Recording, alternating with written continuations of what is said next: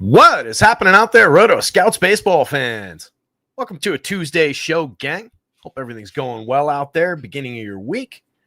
First day went relatively successfully. It was a wild one yesterday as far as DFS goes. The breaking of Spencer Strider continues. Got to bust up those White Sox. They're getting too good. Pretty nuts. We've got a lot to talk through today and not all that much time to do it. A little bit late getting started this afternoon. We've got 9 games to talk through on FanDuel, 10 games to talk through on DraftKings. That second game of the Brewers-Cubs doubleheader. The second game got scrapped yesterday, went to today. That one exists only on DK, so we're going to get through that. Very low total in that game. 6.5 runs right there in the middle of the board, just 3 and change on either side. Pretty good pitcher on the mound for the Brewers. Should be an interesting one. OMG Lowles is here. Monty Pritchett is here. Monty says it's Tuesday afternoon. Everybody waiting for winners. Only question is, will Lennon Sosa hit 2 or 3 home runs? Love it. So starting off, just to dive right into today's show. No time to waste. Orioles and the Red Sox. Looking like a pretty juicy one, especially on the Red Sox side of that at a 4.84 implied total. They're going up against Tomo Sugano. Very gettable, heavy contact pitcher. Walker Buehler on the mound, pushing a little bit of a total and some believability toward the Orioles. He's been pretty gettable himself this season. Has had a couple spots where he's been decent, looking more like the old Walker Buehler, but overall looks kind of just like the old Walker Buehler. The White Sox and the Braves, as mentioned, Shane Smith on the bump for the White Sox, pushing a big total toward the Braves, the highest non-cores total above 5.04 for them, showing a decent amount of upside, but that is the type of pitcher that occasionally can succeed. He's on a stretch of 4 outings in a row in which he's given up 2 or fewer runs, but not a lot of depth there. Just a pair of 5-inning starts in his most recent ones, didn't even get through 5 in the one prior to that, and that was his return after 2-3 weeks off, was making short starts prior to that, so pretty gettable situation there. And then it's Bryce Elder on the mound for the Braves. Pretty gettable pitcher in his own right, so maybe we consider some of those White Sox bats again. That said, that'd be the spot where Bryce Elder tears a hole through that White Sox lineup and puts up a monster fantasy score if we do that.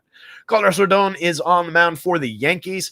Always a little bit of a lower faith pitcher among the ace caliber type guys, but a very high quality lefty going into a ballpark where high danger park, but a beatable team with some strikeout in it. Rodon is looking pretty solid up toward the top of the board. Yanks are pulling just a 4.22 implied total against Shane Baz, who can be very up and down, can have some problems in this ballpark. The Yankees are showing an absolute ton of power, and they're rating out pretty well on the stacks board. So I'm more interested in Yankees bats, but we know how that can go with some swing and miss in that lineup, some inability to capitalize on opportunities from that lineup from time to time. 4.22 implied total does keep the Yankees on the board. A little bit more than Shane Baz, but he's probably playable going back the other way, given some of the strikeouts for the Yanks.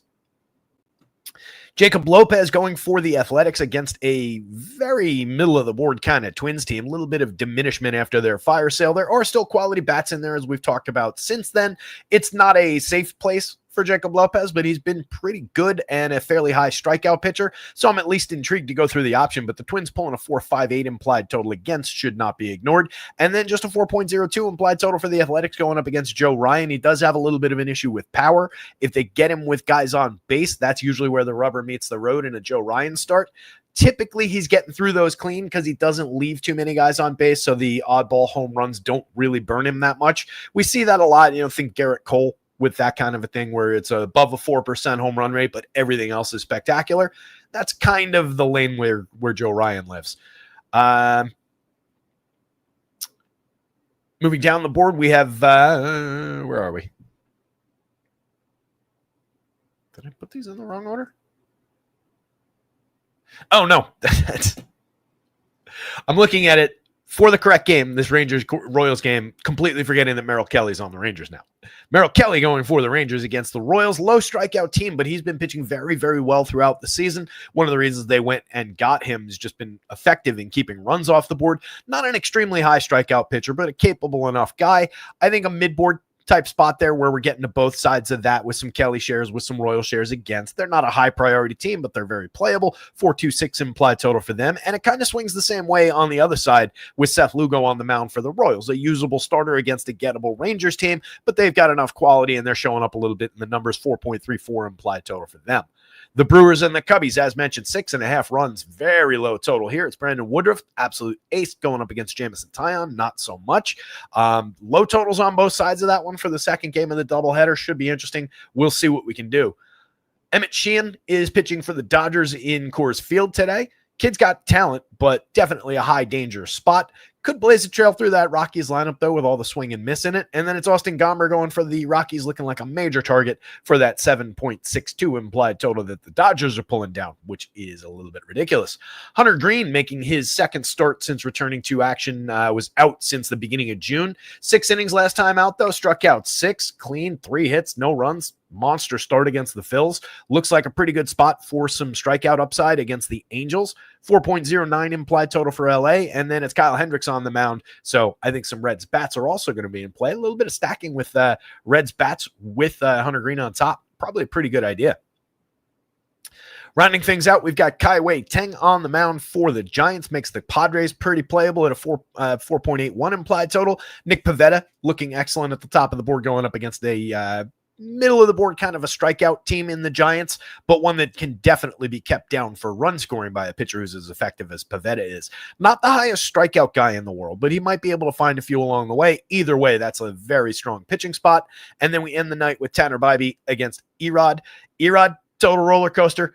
Complete wild card on this slate, could go out and win the slate as a late night hammer, could get absolutely destroyed, and the Guardians might win the slate for you.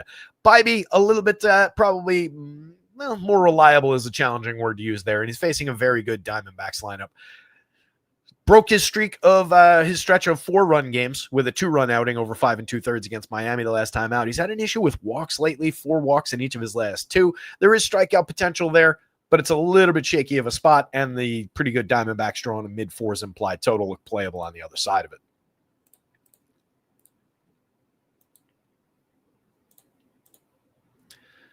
Hit the like, subscribe to the channel as we get into the pitching board here. OMG Lowell saying, could be, I don't think many balls are projected to leave the yard in Wrigley today. For the, yeah, I'm kind of just glad that game's not on the FanDuel slate, to be honest. I wouldn't mind having Woodruff, pitcher I really like, but I see no need to really attack the Cubbies.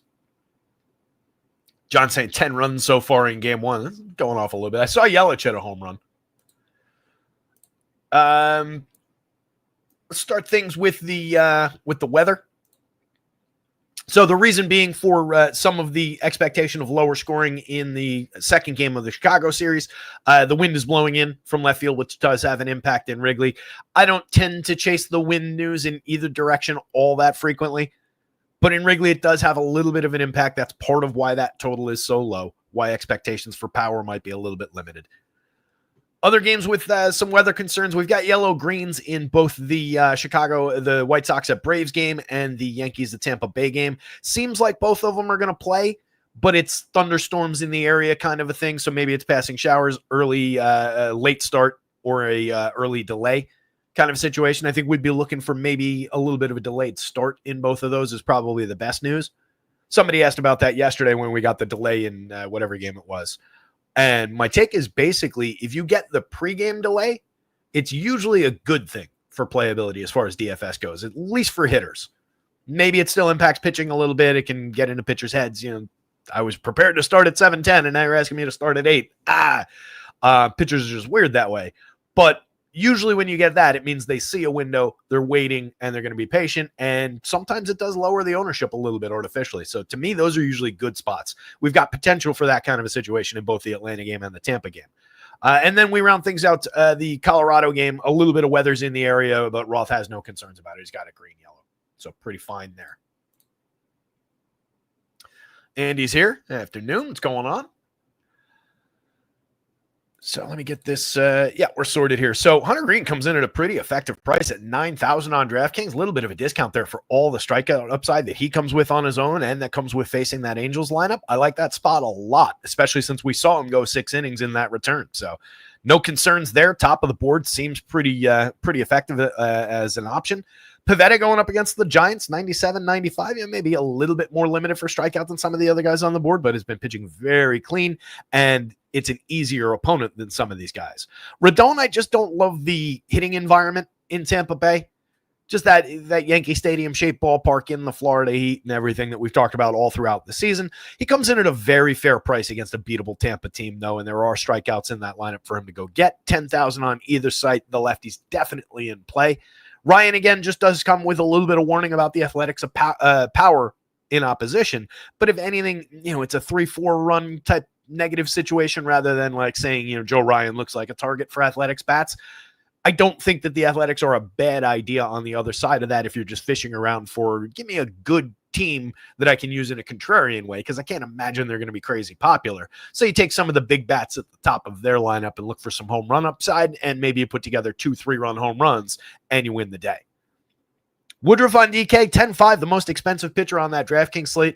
I just don't like the Cubs of the situation, but everything else is on Brandon Woodruff's side. And even if you put this into a neutral park, he'd be very usable. He is spectacularly good. So definitely in play, but avoidable as well. Jacob Lopez against the Twins has been pitching fairly well. 92 on FanDuel is a little bit painful. 82 on DraftKings, a little bit generous. I have no issues with either price. I definitely think he's on the board against that diminished Twins team. And if he's not as popular as maybe he ought to be because of that total that the Twins are showing, makes me a little bit more interested. Kelly at 85 on DraftKings, very fair. 9,000 kind of works on FanDuel. I just don't love the low strikeout nature of the Royals, the heavy sequencing nature of the Royals as usual, but Kelly has earned those prices and earned a little bit of faith in this spot. So again, another pitcher who's super usable. We have a pretty significant tier gap here. Basically, like all those guys are obvious and pretty usable. You've got usable but a little bit less obvious guys through there, and then a lot of just danger throughout all of the super discounted guys. It's not a cheap day on the mound. You have to embrace some heavy pricing or a whole lot of risk on the mound today to get cheap with your SP2 on DraftKings. Bybee is effective from that mid-range, and 75 is a decent price for Bybee, but it's a difficult spot against Arizona. Erod technically is in the better matchup between those two who are projected essentially similar, and 7,200 you get them for $300 less. That's not a bad price to consider some Erod shares. It's a total roller coaster, but he's not a comfortable pitcher to roster. He's going to go lower owned than he probably ought to be in this situation. So from the middle of the board, I think he's an interesting target. I think Lugo works, but he's a little bit higher priced on DK than those two. Then you get into Shane Baz against the Yankees with a lot of visible downside. A little bit of visible upside as well. 77 price kind of works, but I think I'd probably rather go in that direction. 88 on FanDuel is really challenging for Shane Baz. Sheehan is good enough to get through the Rockies at Colorado. I think that's an interesting DraftKings option. I don't think you need to go there on FanDuel. Just the likelihood of him putting up enough to outperform all those guys at close enough kind of prices. I don't think he makes up that gap. But at this DraftKings price, given the nature of this SP2 slot, I do think he's in play over there because he does have a little bit of strikeout stuff and he's good enough to beat that Rockies team. That said, we'll definitely talk about Rockies bats in opposition.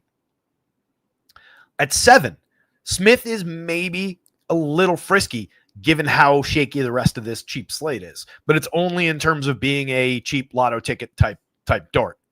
He's got just enough to get through that Braves team and realistically put up an okay fantasy score. I'm seeing it much more in the Braves direction, though. So bear that in mind. We'll talk through when we get to the game.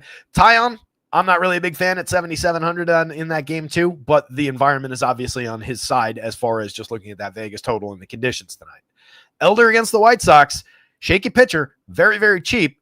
Not a great lineup, but we just saw what they can do, so dicey. Buehler, no faith at 55, but very, very cheap. Hendo, even less faith. Sugano, this is where you get to your just almost unusable stretch. I don't think we're going to Austin Gomber at 45. They're being generous about just pricing all the Rockies pitchers at 4,500 lately, though. OMG saying Rodon and Pivetta will be lower owned than they should be. I agree with that. Danger Will Robinson. Yeah, that flashed through my head, John. I wasn't sure if anybody would get the reference. I'm glad somebody picked it up. Flashed through my head and I didn't say it, but yeah. Lost in space there. The people who are texting me, I am doing a show right now, but I appreciate your texts. Let's get into some game by game. The website is rotoscouts.com. As you can see, scrolling across the bottom of your screen down there, weekly plans, $5 a week through the end of August. A couple of weeks left in that. Not a bad opportunity to just jump behind the paywall, save a couple of bucks. Essentially you're paying $1 a day through the week, and then the weekends are on me, if you want to look at it that way. It's not extremely discounted from our typical weekly, which is also under $1 a day for the full week, but it saves you a couple of bucks to get behind the paywall just here for the dog days of summer. That same price, the same under $1 a day, gets you access to baseball, football, basketball, and hockey projections, all the content, the rankings, everything that hits that website for the same price. So give it a look. Clintwood, what's going on, bud? Good to see you. John Hansa saying Gomber should be free. I don't disagree with that.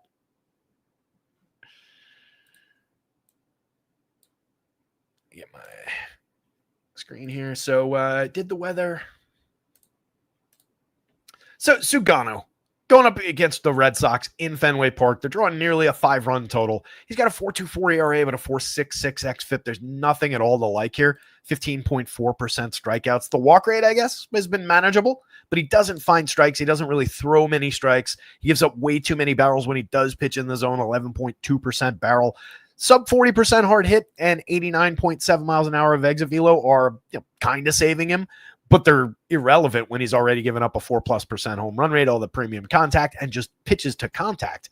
So some of these big Red Sox bats very much in play. I think the Sox are super interesting in this spot, and they're not crazy high priced for the quality. They're kind of in the middle. Sugano, not really a strong option. At 65 on DK, I don't think you consider him all that much. A dart here, a dart there, maybe, but you're really not getting through.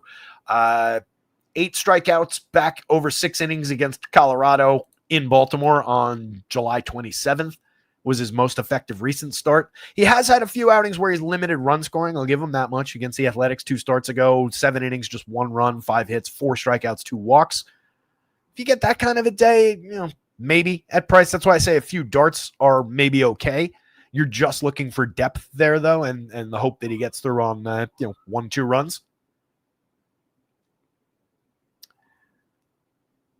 That 8 strikeout day tied his season high. He also struck out 8 Yankees all the way back on April 28th. Other than those 2 outliers, he has not struck out more than 5 all season, and he struck out 5 only 3 times. Most of his games are 4 or fewer. Walker Buehler at 55 at 69. Nice. 16.3% strikeouts against 10.5% walks over 106 innings. Doesn't really work. Doesn't really make you like the old Walker Buehler. 5.43 ERA and a 4.89 xFIP are problematic. All the premium contact he's allowed is problematic. One of the things that's sparing him slightly is just a 10.2 degree average launch. It's kind of in the middle, but a 4.39% home run, pushing a little bit of power toward the believable Orioles on the other side. Again, I don't think we need this pitcher at 55 on DraftKings. If you want to throw a few darts at the free square on a really ugly, cheap pitching day, fine. The Orioles come in at a 4.26 implied total. It's not completely terrible.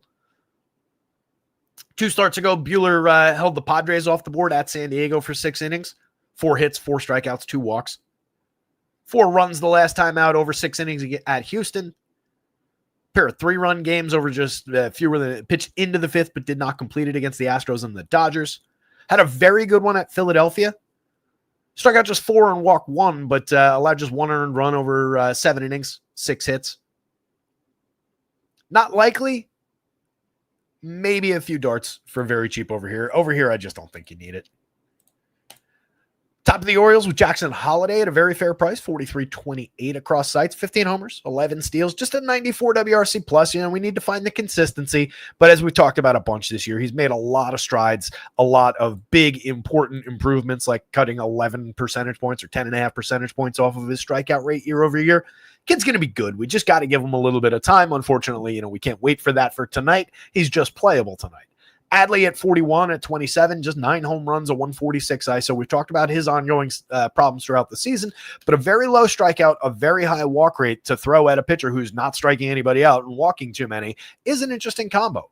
You get a very high quality catcher, and I still believe in Adley at 41, at 27 on FanDuel. You can play him at first base on the FanDuel slate. You don't necessarily need Ryan Mountcastle. If you're building a bunch of Orioles, I think you go back and forth between those two, and you have some where they play together. But I'm not over prioritizing the Orioles either. Gunnar at 5,000 at short at 3,400 on FanDuel, 15 homers, 16 stolen bases, 190 ISO, 128 WRC plus, easily their best player. Mountcastle, as we've talked about a bunch, makes tons and tons of premium contact, always has. And outside of one season, has never really found the results for it. 4 home runs, despite that kind of contact over 238 plate appearances. Just a 118 ISO. In and out of the lineup with injuries and all sorts of ailments over time as well, doesn't help. Colton Cowser at 38 at 27. Monster premium contact and power, 10.4% barrels, 44.8% hard hits, similar numbers last year. Just 9 home runs and 225 plate appearances for the lefty this year, 179 ISO. Unspectacular and underwhelming 292 xWOBA. He had 24 home runs in his breakout last year, 561 plate appearances, had a 204 ISO. That is a good power bat to throw at a weak righty pitcher. So if you're going Orioles, I would definitely want Colton Cowser, Gunnar, probably Holiday. Take those 3 decent to premium lefty bats, and then there's pieces to work with around the edges. But I want those 3 in the majority of Orioles stacks that I build. Kobe Mayo, very playable, 28-25. A little bit of pop in that bat, 9.3% barrels over his batted ball events in 168 plate appearances. A lot of strikeouts, but some walk in there. Dylan Beavers has drawn a few walks in his 14 plate appearances so far. Solid slash line. We looked at him yesterday. Reasonably playable option for 2,300 on both sides in the outfield. Easy enough to use. Luis Vasquez, a dead min price. 21 pretty weak plate appearances so far.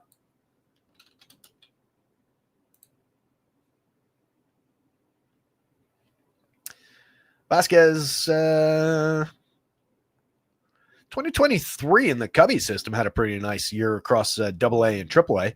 20 home runs, 10 stolen bases, 271, 361, 456 with a 185 ISO. That's just as a 23-year-old. He's 25 now. Maybe a little sneaky guy hiding down there. If you're playing an abundance of Orioles, I don't think you want him instead of Gunnar. But if you're saving 3,000 by doing that in one given lineup, sure, why not? Shortstop and third base eligible, plus the util spot for the dead min on FanDuel keeps him in play. Dylan Carlson, just another outfielder at the bottom of the lineup. Red Sox, I think the more important of these two stacks.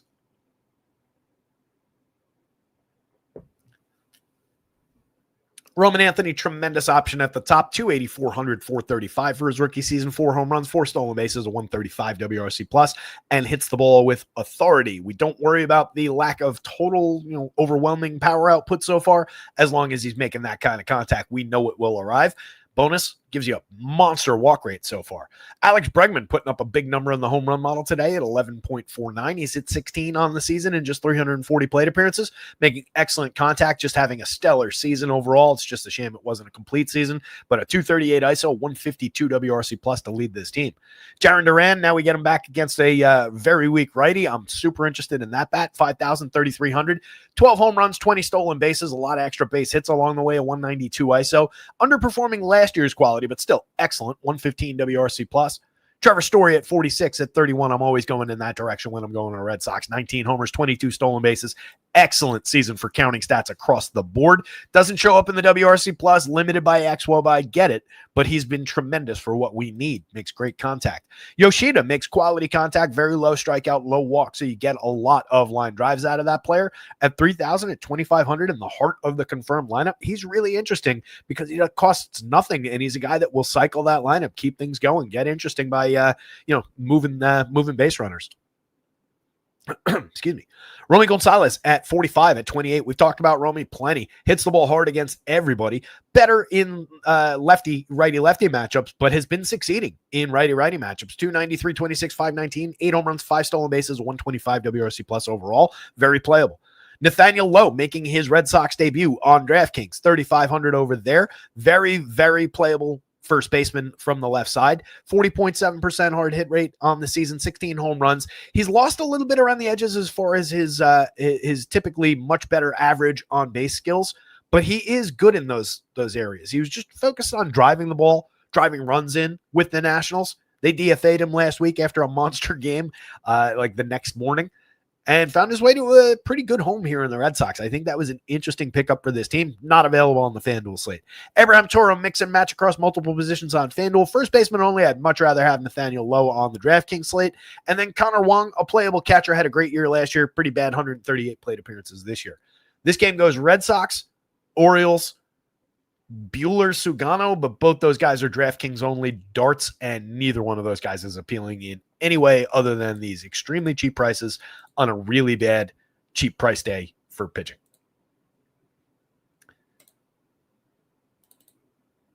Oh, new Orioles lineup. Thanks, Clintwood. Wish I had seen that earlier. Apparently, Adley scratched.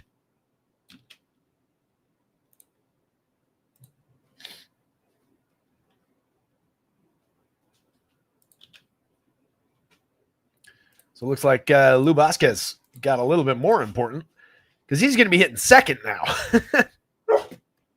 So that becomes much more relevant to the slate from up here with direct correlation with Holiday, Gunnar, Mountcastle, Cowser. Having that bat up there at a very cheap price makes it more interesting. I might even get in there and take a peek at those projections because it doesn't look like his power upside is actually coming through. A little bit of back end modeling probably needs to be done there. Yeah, he's probably only projected for like 15 plate appearances on the back. Let's take a quick look.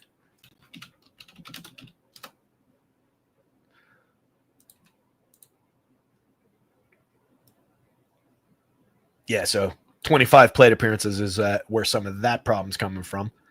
So,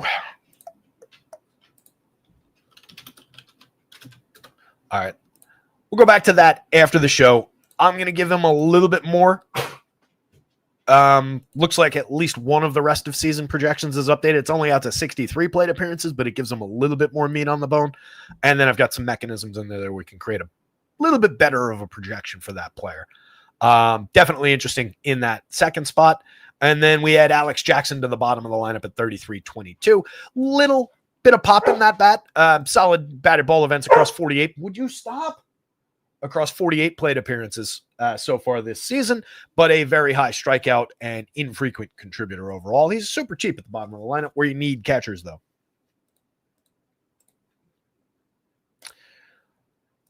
I guess for those of you who follow Joker's picks, he was enthused about that Luis Vasquez change. It's something in my eye. All right, White Sox, Braves. Shane Smith, 7,000, 7,200. Again, pitching to a 22.5% strikeout rate, 11.8% swinging. I do think at least puts him on the board for some consideration. 7,000 on DraftKings is probably where you would want that. I don't think he's in play all that much at 72 on FanDuel. 4.01 ERA, a 4.41 xFIP. There's not a lot of good over here outside of the strikeouts and the swinging strikes. Too many walks. The power isn't terrible. 7.1% barrels, but it comes with 45.6% hard hit, 90.4 miles an hour of exit velo, and it is a fly ballish kind of a trajectory. So he's gotten a little bit lucky that he's missed the combination of a hard hit ball and the correct launch angle. Probably a little bit realistic expectation to be above that 2.53% home run rate. Not an appealing option, but a cheap one. Braves bats much more intriguing on the other side with that 5+ total. Bryce Elder is 6,700, 17.9% strikeouts, a 6.12 ERA, but a much, much better 4.23 xFIP. That is an important thing to note. He's a better pitcher than this, and if people are focused just on the back of the baseball card, then maybe they missed that at 6,000 on DraftKings against what is still one of the worst teams in baseball, regardless of what they might do here and there with some of these big games they've been having.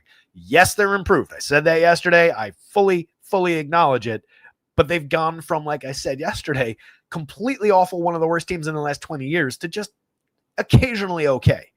They're not good. Not that Bryce Elder is, but there's enough right there to maybe throw that dart. Not over here. I don't think you're going there on FanDuel at 73. Last time out, he struck out 6. He did go 7 innings against the Mets. Mets are quite a bit better than the White Sox, regardless of win-loss records recently. He gave up 5 hits, 2 earned runs, 3 runs total, struck out 6, walked 2, allowed a home run. 6 innings to start before that, 5 earned runs to Miami. 3 strikeouts, 2 walks. That's the bad Bryce Elder. At Cincinnati, just 2 earned runs over 6 2/3, though. 5 strikeouts, 2 walks, 4 hits. Probably still a better opponent, certainly a better ballpark. there's a little bit of ability. So again, just as a DraftKings start, don't forget that he's there. Do not prioritize him. Don't go out of your way to use him. But if you're getting into the dregs of the slate around those cheap DK prices, he is sitting there. White Sox bats are more interesting than Bryce Elder. Mike Tauchman at 32.29. They are pulling a 4+ implied total, but not exactly way over 4. Tauchman gets on base like crazy. 364 on base, a great correlated scoring option. He should be on a better team. He'd be more interesting. 123 WRC plus does lead this team this season. Miguel Vargas at 3,200, mix and match quality player across multiple positions. 13 home runs, not a lot of believability in anything that he's done this season. Not a lot of quality, just a 166 ISO and 96 WRC plus. Playable for the occasional barrel, a little bit of hard hit. He is low strikeout, medium high walk. So a usable option, but not a super appealing one to go out of your way for. Kyle Teal at 39 at 26, 270, 362, 383 at 113 WRC plus, 9.7% barrel. The rookie catcher's having a nice season. 11% walk rate. Needs to cut the strikeouts a little bit, but they're not problematic as a strikeout to walk ratio. It's 164 plate appearances. We'll see where it goes, but 39 on DK seems like a playable catcher spot. 26 on FanDuel, where there's not a go-to first baseman on this team. Definitely keeps him in play. Our guy Landon Sosa is up to 17 home runs on the year, a 176 ISO, 106 WRC plus, 10.5% barrel. He's been absolutely tremendous.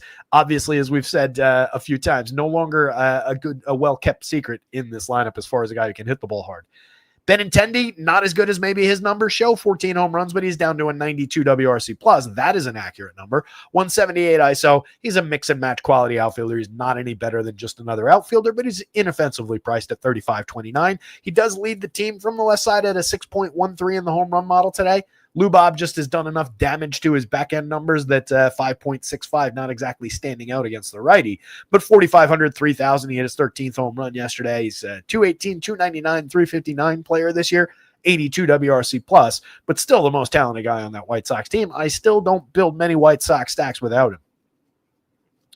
Edgar Quero, second catcher in this lineup, 31.25. Another quality season, 278, 345, 380. They've got two effective catcher bats here. 105 WRC plus, playable at 31, playable at 25. A really oddball approach on FanDuel would probably be to put both those guys in. 26, 25, and then you grab Lou Bob and let's say Lennon. I should highlight the prices for all those guys. 27 and a quarter for your 4-man on FanDuel to attack Bryce Elder with 4 pretty quality players. Not crazy. Could also go up to Tauchman in the leadoff spot there instead of probably Landon Sosa. But just the idea of using both of those catchers for the mid-twos first base util on FanDuel, I do think is a little bit of a curveball, even among people who will be going to White Sox. Brooks Baldwin, Chase Meadroff, mix and match quality players with a little bit of hit tool. 238, 289, 400 for Baldwin, but he's hit 8 homers, 162 ISO. The opposite for Meadroff, where you get a little bit more averaging on base, 254, 335 on the front end. Only 3 homers, 11 steals, a .068 ISO. Different players, cheap mix and match options. The Braves, much more interesting. Jurickson Profar at 43, at 34, getting on at a 359 clip to set the table for the players that follow. That's the interesting thing about him. He's very playable, but that FanDuel price at 34 is a little bit up there. 43 is more reasonable on DraftKings. He's been effective, though. 132 WRC plus. He's even carrying a 211 ISO. He's hit 9 home runs in just 209 plate appearances. See what happens with his next test. Matty Olson at 5,000 at 3,400 is getting cheap. 14.1% barrel, 54% hard hit. Still looks like him. He's just been stuck on that 19th home run. Can't find number 20. 186 ISO. We know what the Thunder looks like from Matt Olson. He's got Acuna back in the lineup. He's got a reformed Michael Harris. He's got Ozuna. A little bit of support should lift him over the last 6 weeks of the season. Harris has just been surging like crazy. FanDuel's noticed 3,300 over there. DraftKings hasn't. Same price. 260, 280, 426 still for the season, but up to 15 home runs, 14 steals. Been one of the very best players in baseball for the last full month. Marcell Ozuna at 42, 333 is very cheap as well. 20 home runs on the board for him. A return to form as far as the power output. Has been drawing walks all season, creating runs all season. 123 WRC plus, over 179 plate appearances. Just very affordable now. Drake Baldwin at 4 at 2,900 has 13 home runs. Very high quality catcher bat from the left side. 10.8% barrel, 48.7% hard hit. Very interesting play. I like the idea of going to him on DraftKings. It's not a totally discounted catcher, but it's very affordable for a kid with that much power. And the entire Braves lineup is gettable here, right? We want Harris for sure at that 33, so that certainly helps. I'll say Baldwin since it's DraftKings. Obvious, we want Acuna and Olsen. So with those four, we're only at 44.75. It's a high-ish price, but it's usable. And then you've got options to bring that down.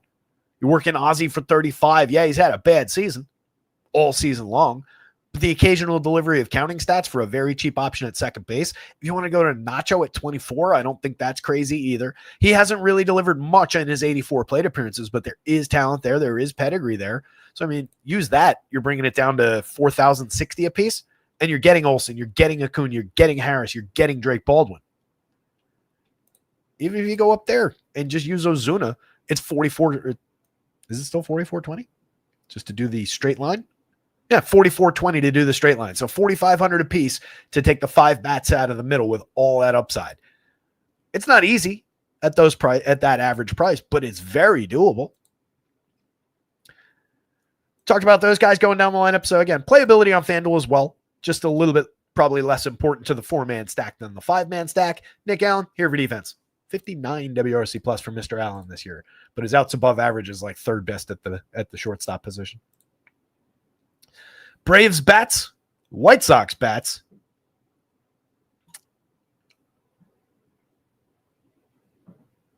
Shane Smith by a nose. It's probably Bryce Elder. It's a DraftKings conversation, right? So Elder's 1,000 cheaper, and they're projected almost the same. So if I'm ranking it, I actually would go Elder above Shane Smith. Higher danger spot for Shane Smith. You're paying more. He is the better of the two pitchers, but he's in the worst spot. New York Yankees. Both of these lineups are in. So Baz can be very good. 24.3% strikeout rate, induces an 11.4% swinging strike rate. Where we run into problems is exactly where you want to when you're using the Yankees on the other side. It's around premium contact and power. This ballpark does not help Shane Baz at all in this situation. In fact, it hurts him. I think the Yanks are super playable. I think that Vegas total is looking a little bit low. We know what the challenges with rostering Yankees are. Occasionally, they can just go completely into the tank, leave a village on the base paths, and not bring those runners around. A lot of that rides on the long ball. But in this ballpark, against a pitcher who has given up power throughout the year, I just think there's a little bit more to give than that 4.22 implied total suggests. The home run model certainly agrees. We've got 5 guys in the Yankees lineup above the magic number. They're all entirely believable. We're talking about Jazz Chisholm, Ben Rice, Giancarlo Stanton, Aaron Judge, and Trent Grisham here. So I think we can definitely consider some of those power bats when they're showing that much upside. There's upside for correlated scoring. A lot of these Yankees get on base effectively. It's an interesting option from near the top of the board today. Baz is in play, 77, probably more so on DraftKings, 88 on FanDuel. Is challenging, but he doesn't project poorly. He does have a little bit of ceiling on that projection as well. Again, good at inducing swinging strikes, good at finding overall strikeout rates and finishing hitters off. 23.2% strikeout rate for this Yankees lineup with many of those guys in the mid-20s. Definitely can create some problems. Ryan McMahon out of the lineup in favor of Jose Caballero today. They're getting Caballero a lot of plate appearances here. They like his speed upside, his on base, his skills, and his ability in the infield. They're getting him some outfield reps as well. Been an interesting player since the Yanks picked him up. I like Ryan McMahon's upside, though. I was looking for that cheaper lefty option in this ballpark. So that's a shame that we lose him, but still a 9-man up and down kind of lineup for the Yanks. And their pitcher's usable. 27.6% strikeout rate for Rodon. One of the visible warts is that 9.7% walk rate, of course. But a 106 whip, even with that, pretty tremendous. 8.4% barrel, very close to the edges on the hard hit and exit velo. 3.19% home run rate, entirely realistic. Looks a lot like Carlos Rodon in the stats overall this year. 3.25 ERA at 3.81 xFIP. Ballpark works against him, but the lineup, very mid this season with plenty of strikeout. Wouldn't shock me in any way if the Rays got out there and put up 5 runs against Carlos Rodon, ruined our DFS day with him at 10,000, but didn't blow him up. That's typically the downside day for Rodon. And it wouldn't surprise me going the other way if he went out, had a fairly dominant start for us for our money. 23.5% strikeouts for this opposing Rays lineup. That's pushed up by Everson Pereira there at over 17 plate appearances. But if you just look through the heart of the lineup here, those 4 hitters, 26.9%, and that's Junior, Brandon Lau, Ha-Seong Kim, and Chris Morel, some of their key bats. Chandler Simpson is very realistically low strikeout. Yandy Diaz is the same thing. And then you get gettable guys down the bottom of the lineup with low strikeout rates to pad the number a little bit. So realistic upside for Rodon. If we're going Yankees bats, which I think we are in a big way, Trent Grisham in the leadoff role gets on base like crazy this season to set the table for these ridiculous hitters that follow, makes him a dynamite option even if he's not contributing individually, and he's happened to hit 21 home runs this year as a 203 ISO. Strikes out at a pretty low clip, draws a tremendous walk rate. That's part of the on base. 45.3% hard hit, 14.1% barrel. It's been the best season of his life by a mile. This Yankees lineup, though, again, when we're talking about a high walk rate for a young pitcher, this team draws a 10.8% walk rate overall to go with all those strikeouts. There is a lot of on-base skill through the top end of this lineup. Actually, I mean the full 9-man with Caballero down there, 346 on base for the 9-man lineup. Again, I am wearing the Yankees hat today, right? This is a good Yankees lineup, guys. There's a reason they create these average projections that they do. Aaron Judge is Aaron Judge in the 2 spot. He's at 39 home runs this year. He's got a 19.20. I believe only surpassed in today's home run model by Shohei Ohtani at Coors Field. Not much we can do about that head-to-head challenge. 354 ISO for Judge this year, a 200 on the nose WRC+, 452 xWOBA. Cody Bellinger's a really interesting option from the left side here in this ballpark. Very low strikeout, medium walk rate, a lot of power on deck this year, 22 home runs, even though he makes average kind of contact. 10 stolen bases, just an excellent bat up and down. Giancarlo, mashing baseballs this year. 12 home runs in just 162 plate appearances, a 278 ISO. Nobody hits the ball harder than Giancarlo Stanton, except for maybe Aaron Judge and like 1 or 2 other guys. But elite swing. Ridiculously good. 4,800 is still too cheap on DraftKings. 3,300 is still too cheap on FanDuel. Yeah, he comes with strikeout. Shane Baz might get him once or twice, but one of the best chances in all of baseball to hit a home run in this ballpark. Ben Rice at 4,400, 3,100 with a 10.35 in the home run model. Premium contact all season long. 18 homers on the year, a 230 ISO, and today's home run pick of the day coming out of this game. Benji Rice, come on down. Catcher eligible at 44, 3,100 on FanDuel with the same positioning. 410 xWOBA under the surface tells us that he can improve on that 239, 334, 469 slash. It's just been tremendous. Goldie at just 35 at 28. He's been scuffling somewhat, but his scuffles have amounted to 280, 334, 429 over 440 plate appearances. Still makes great contact, low strikeout.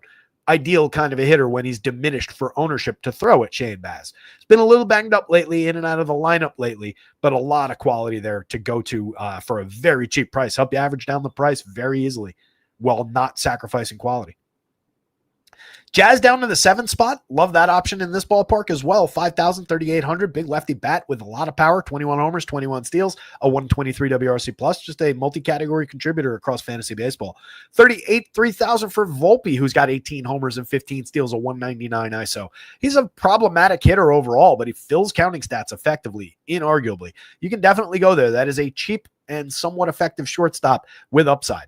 And then Caballero, monster stolen base upside, good correlated scoring, not a bad idea as a wraparound play. 4 positions for 27 on FanDuel. I'd rather have him in the outfield at 33 than at shortstop on DraftKings, but if you need to use him at short, I think it's a effective enough option given the opportunity to score multiple runs, add a little bit of stolen base bonus.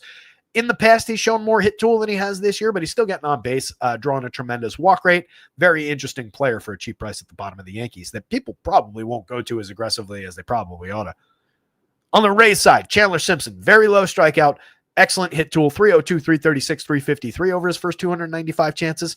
34 stolen bases. I feel like the stolen base output slowed slightly, but still excellent, still a dynamite leadoff hitter to put ahead of Yandy Diaz and Jr. and all the power upside from these Rays.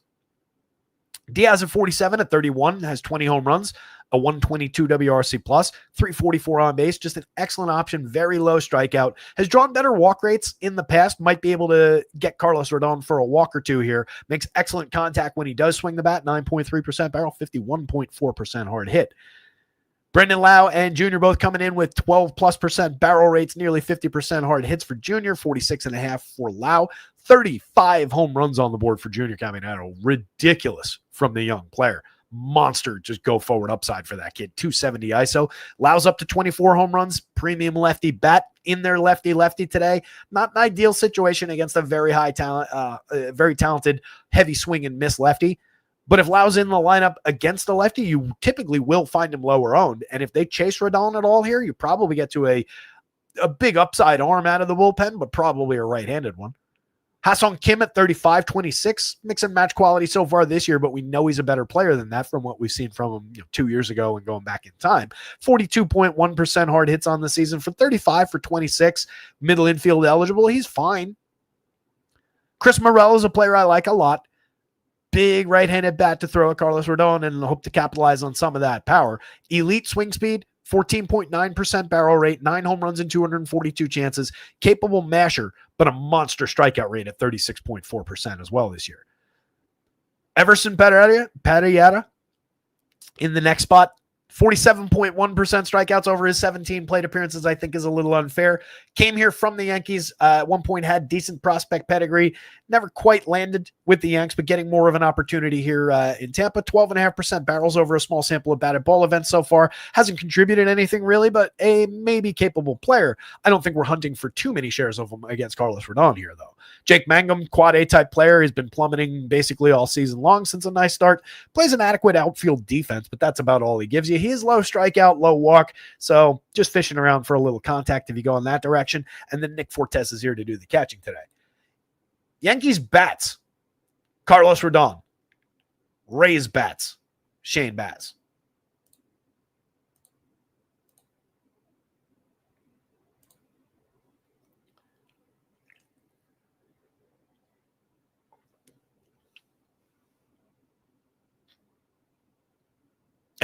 Yeah, Monty. Joker was on yesterday with low price White Sox pitcher. We talked about how that could potentially come through. He says, I think it's safe to say that Joker remains bullish on the White Sox overall. Certainly more so than me. Looks like the Cubbies won.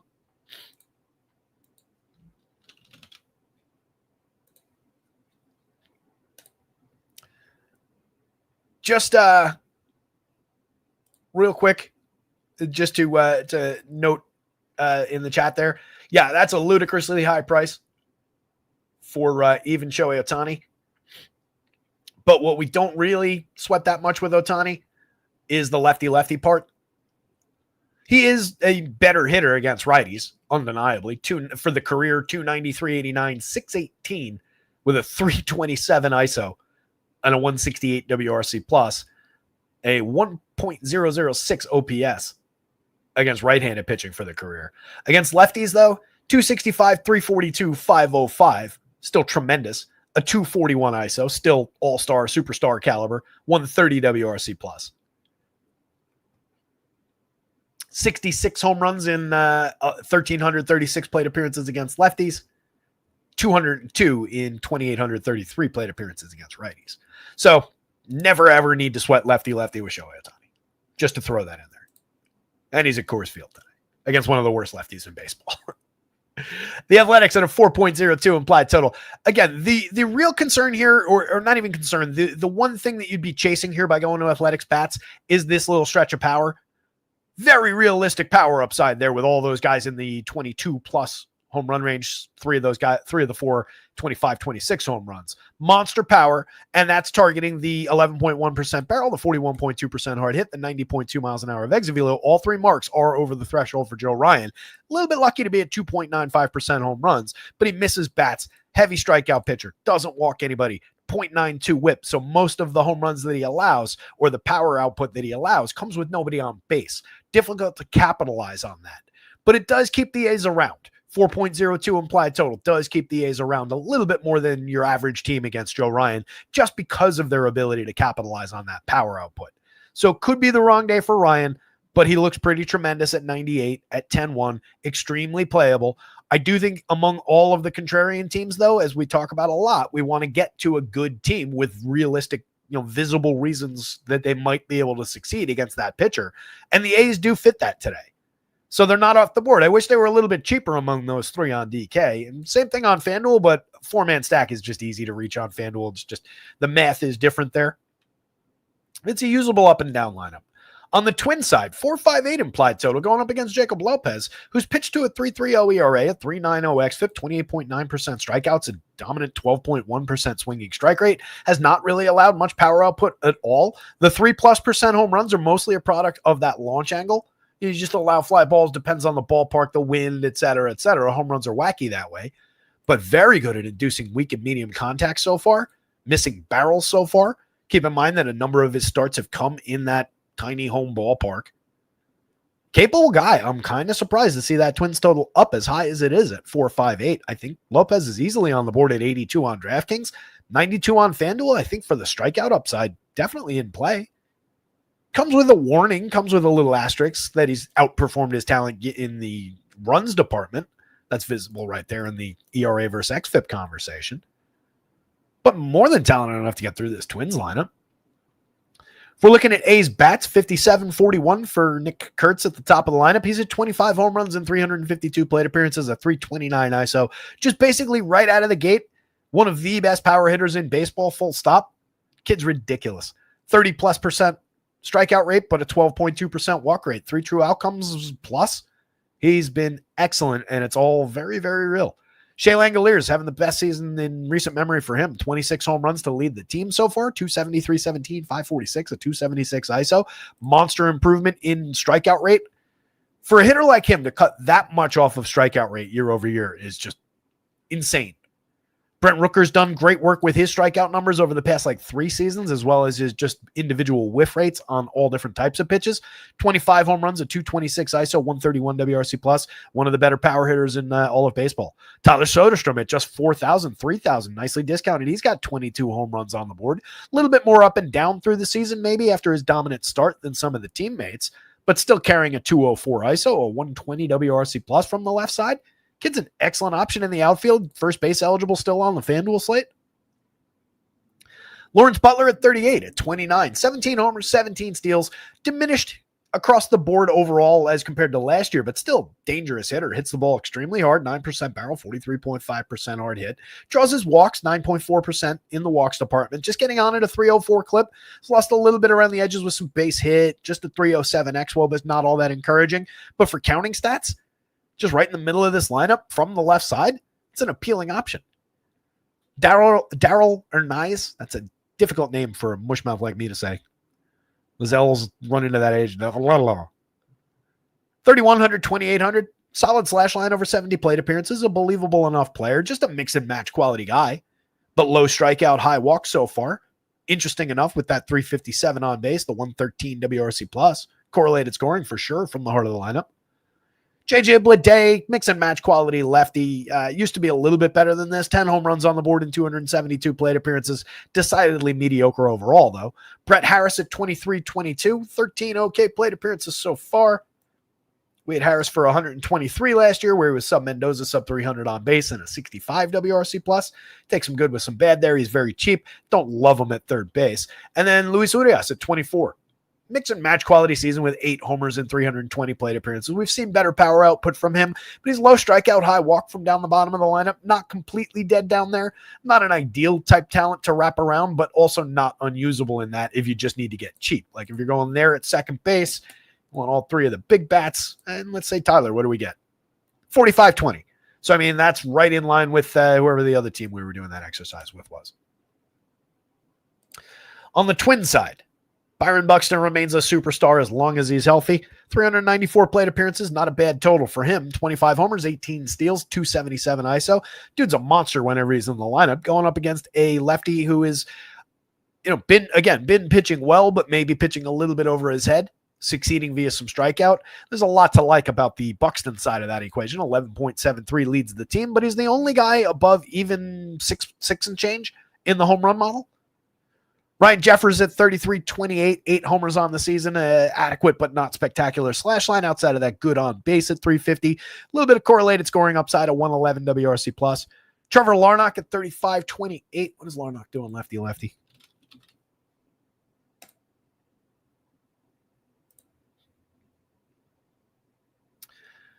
Lefty this season, 185, 239, 272 with a .086 ISO and a 41 WRC plus as compared to 256, 334, 449 with a 192 ISO and a 117 WRC plus against righties. 1 home run out of his 16 have come against same-handed pitching. That is not a good spot for Mr. Larnach there against a pretty high-quality lefty. Luke Keeshaw's been pretty interesting.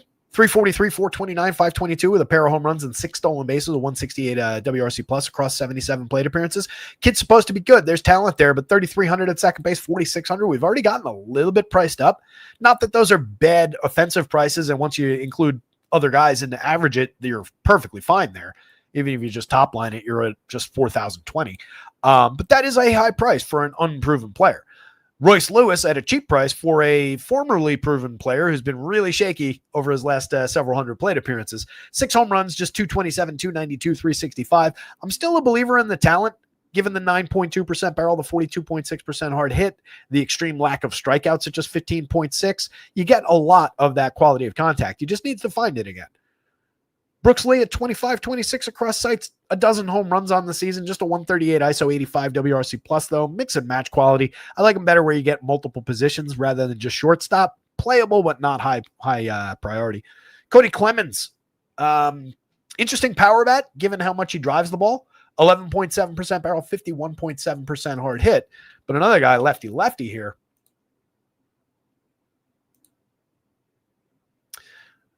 0 of his 13 home runs have come in same-handed matchups. Against same-handed pitching this year, Mr. Clemens is at 143, 244, 143 with a 16 WRC plus.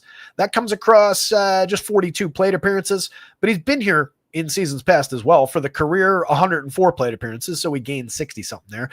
2 home runs and a 208, 252, 323 slash line.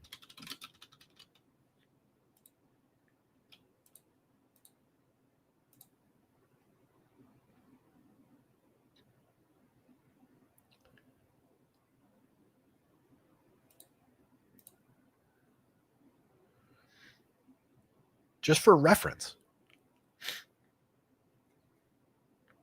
And this is a total waste of time, but it's fun. In 46 career plate appearances, his father, Roger Clemens, had a 214, 250, 286 slash line against left-handed pitching. He was a righty, but he was a pitcher. Just thought I'd throw that in, just for the fun of it. Cody, a little shaky, even at 34 at 27. The hope there would be, you get the cheap price, you get the multi-position eligibility, and maybe only 2 plate appearances against the lefty, and then we hope for a righty out of the pen, and we get a little bit of the power back. Same thing goes for Matty Wallner 2 spots later. Austin Martin in between at 28, 24, 267, 313, 400, a mix and match quality guy. Wallner does have 16 home runs in 291 plate appearances. But come on. Only 3 of those 16 have come in same-handed matchups. He's slashing 220, 328, 500 against lefties, though. A little bit of slug there. A 280 ISO. Just hasn't capitalized on the home run. That's across 58 plate appearances this year. In his career, 166 plate appearances against fellow lefties. 6 home runs. A 170, 265, 354 slash line. A 184 ISO. So it's just really about how hard he hits the ball just in general against everybody. So when he does happen to connect against same-handed pitching, he can still drive the ball. Those ISOs are effective numbers, but they're significantly reduced from his overall 267 ISO. A lot of thunder there, but a shaky lefty-lefty matchup.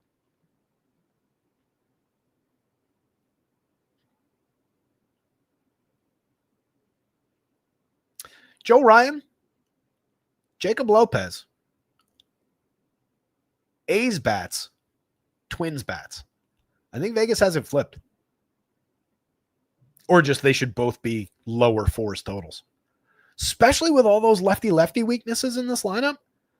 I really don't see that 4-5-8. I really, really don't. Could be wrong. They don't build all those hotels by being wrong out in Vegas all that frequently, as my father would say. I know I've said that quote before. Let's keep on rolling. Pretty humid in Minnesota, says Oastic. Okay.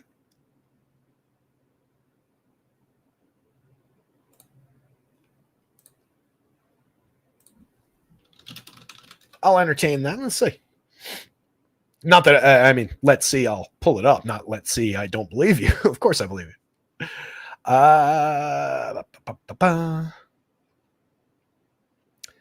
Looks like 82 degrees, 70-ish% humidity, 70, 72 around game time. Wind, light wind blowing out 5 mile an hour to right center. I don't know.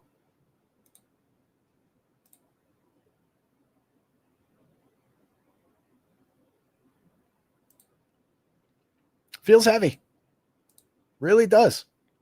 Lopez has been good. Again, we might catch the downside of Lopez, and his 3.90 xFIP gets up toward that mark. And then if you're giving the Twins a little bit of credit, I get sort of how they can get to that number. I just don't necessarily agree. I think Lopez is interesting. Let's carry on here. And again, I don't tend to get overexcited about the weather unless it's really, really warranted. And I feel like typically anytime we try and chase weather, we end up getting burnt by it. And the other thing to consider is all of the weather situation is included in this, right? Vegas is factoring all of that in for us. So we don't want to double count weather. We don't want to get too excited. The wind's blowing in there. That's why that total is at 6.5 with Jamison Taillon on the mound. So Vegas knows. They take care of a lot of that work for us so that we shouldn't be thinking about it. Like we should talk about it and explain it as that's part of, and that's why you brought it up in the chat. So, well done. But it's more like that's your explanation maybe for why something looks the way it does, rather than, oh, we've got this looking like this, but let's remember that this is a factor and double count it. All that stuff is already included in those Vegas lines. Rangers bats, Royals bats, 4.34 implied, 4.26 implied, but 2 usable pitchers. This is definitely a 4 cornersy kind of a spot. Merrill Kelly having a nice year, 3.36 ERA, a 3.71 xFIP, 23.3% strikeouts, over 144 and 2/3 in 25 starts.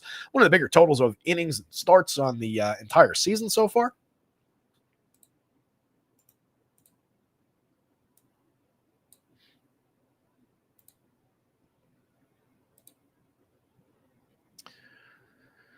Puts him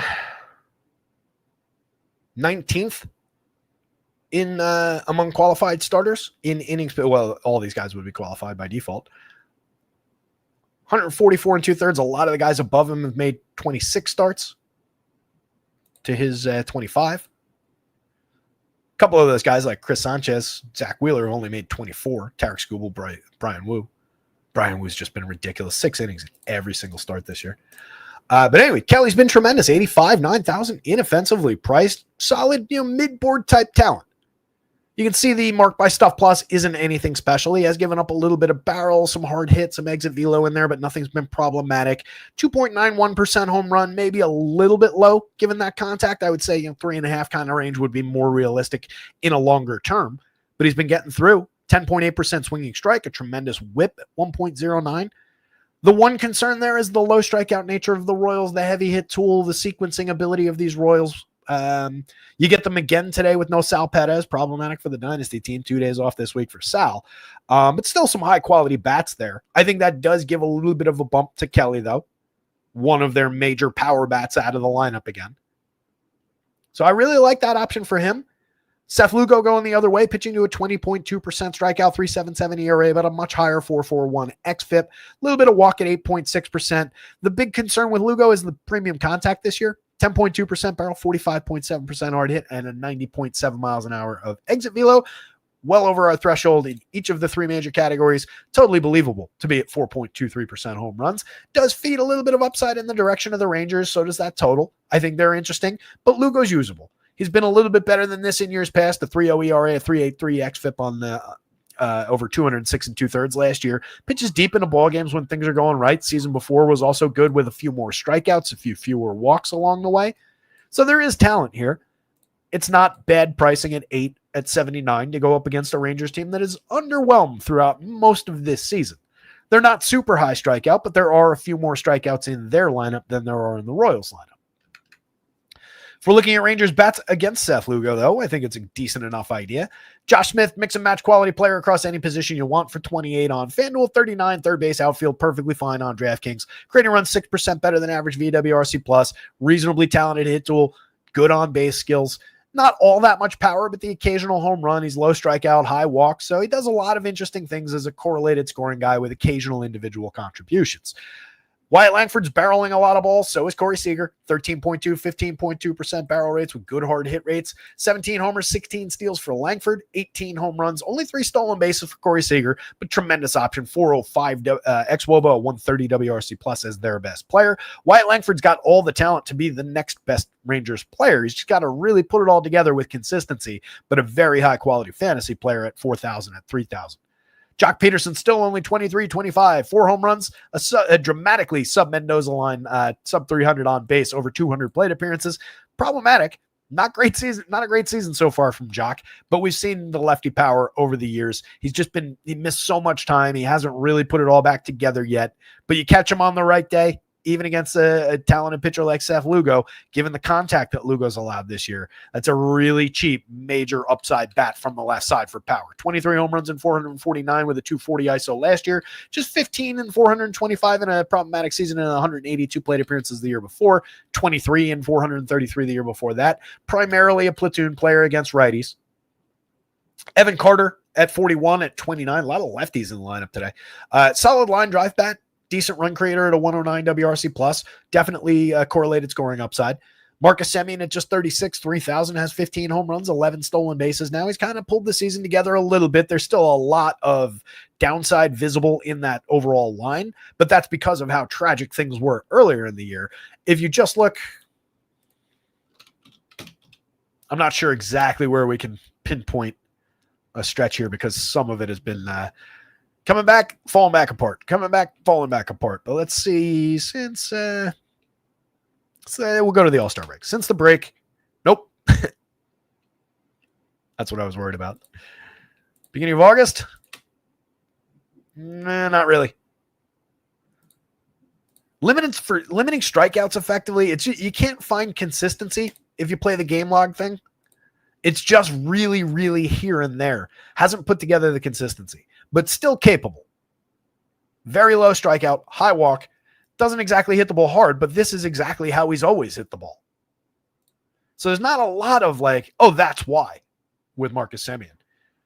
Rowdy Tellez, tremendous premium contact, 13 home runs in just 241 plate appearances, a 215 ISO, a monster power bat from the left side to throw at the contact that Seth Lugo's allowing. Absolutely. If I'm building one stack of Rangers, Rowdy is in it. No doubt about it. Love that upside for that bat. And that's a player that, for whatever reason, people don't like to go to. People don't really believe in the power. He's not a 3-2 outcomes guy because he doesn't draw enough walk. 25.7% walk, strikeouts and 5.4% walk. The power is very real. He's more a home run or bust type, but he's super cheap. Yes. Obvious. Most likely. And then, so that's my 4-man. For that 4 guys, I'm at 33.50. Think about the other averages I've said for some of these other teams. And I'm still getting Wyatt Langford, Corey Seager, Jock Peterson, and Rowdy Tellez. And I can bolt in Smith, Carter, Semien. I could go even cheaper and add Alejandro Osuna for the dead men and bring that down to 3,080 apiece for the 5-man. Osuna's got an 8.6% barrel, 41% hard hits over 93 plate appearances. Just 1 home run to show for it, a .053 ISO. There's no kind of output there.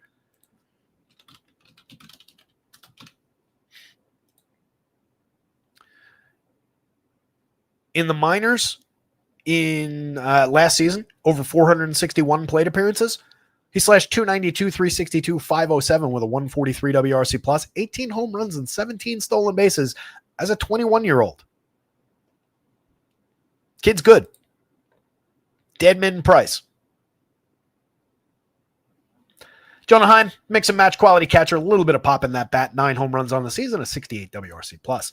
Top of the Royals lineup with Yaz up there. He's been holding down that leadoff spot for them since joining the team.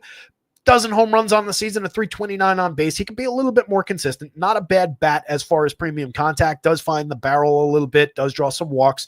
Interesting enough leadoff hitter. But less expectant here with the Royals with Sal out of the lineup. Just really, really diminishes the quality.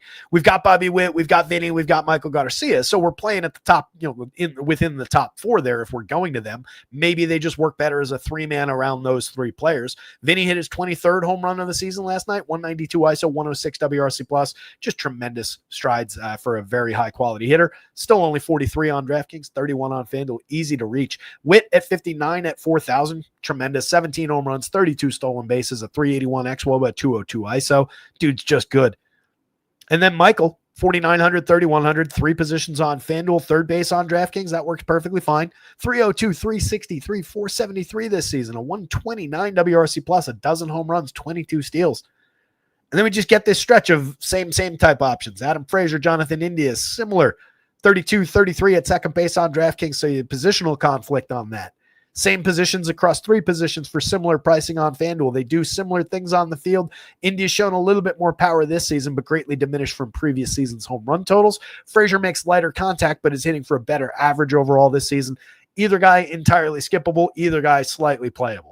John Rave, Kyle Isbell, Luke Maile down lineup. Maile, not a fill-in for Sal as a catcher, just very, very cheap.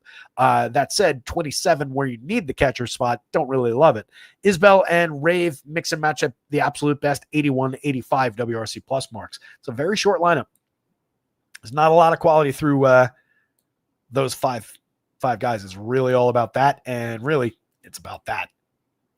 Challenging spot to actually stack Royals. Wouldn't stun me if they had an okay day against Kelly, but I'm much more on the Kelly side of that equation. So I'm going to go Merrill Kelly, Rangers bats, Seth Lugo, Royals bats.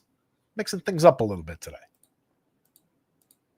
I just like how cheap that Rangers team was on DraftKings. I know they've been bad, but it was interesting name brands. There's cheap options. Sneaky plays like that. Again, that combo was those two. And what? Those three? Yeah, 3,080. Langford, Seager, Jock, Rowdy, and Osuna. Brew Crew, Cubbies. This game's only on DraftKings. Probably don't have the lineups confirmed. And I'm on the FanDuel page, so that's why. Yeah, no lineups confirmed. Brandon Woodruff against Jamison Tyone. Since coming back, Woodruff has been absolutely phenomenal. 2.06 ERA, a 3.0 xFIP, 33.3% strikeouts, just a 5.4% walk. Stellar output. He's given up a tremendous launch angle, few home runs along the way, but it's not because of hard hits, not really because of premium contact, just a few fly balls that got away from him as he's rounding himself back into form. Missed quite a bit of time.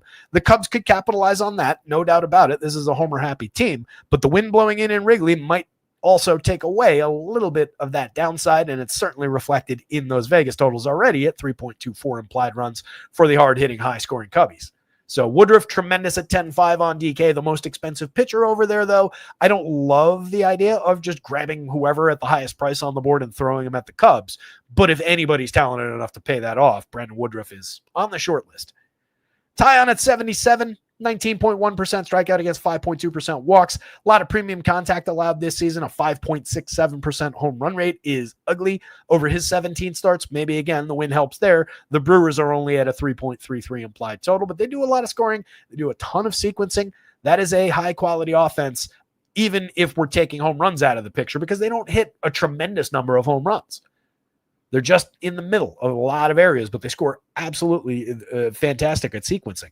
So that could burn Jamison Tyone. I think he's in play at 77 on DraftKings, but not a high priority, not overly appealing. You're just playing off the low total there. And it's a high danger spot for that. Brewers bats, Bryce Turang in the leadoff spot in the projected, getting on base at a 345 clip, stolen 21 bases this year. He's added power. He's tripled his barrel rate as we looked at on yesterday's show. He's pushed that hard hit rate up nearly double. It's been a really interesting season, and he's only 44. Caleb Durman at 36 has a 104 WRC plus, solid slash line, excellent on base at 334. He's been a very good contributor as far as correlated scoring. Doesn't strike out, doesn't really draw walks, so he puts a lot of balls in play.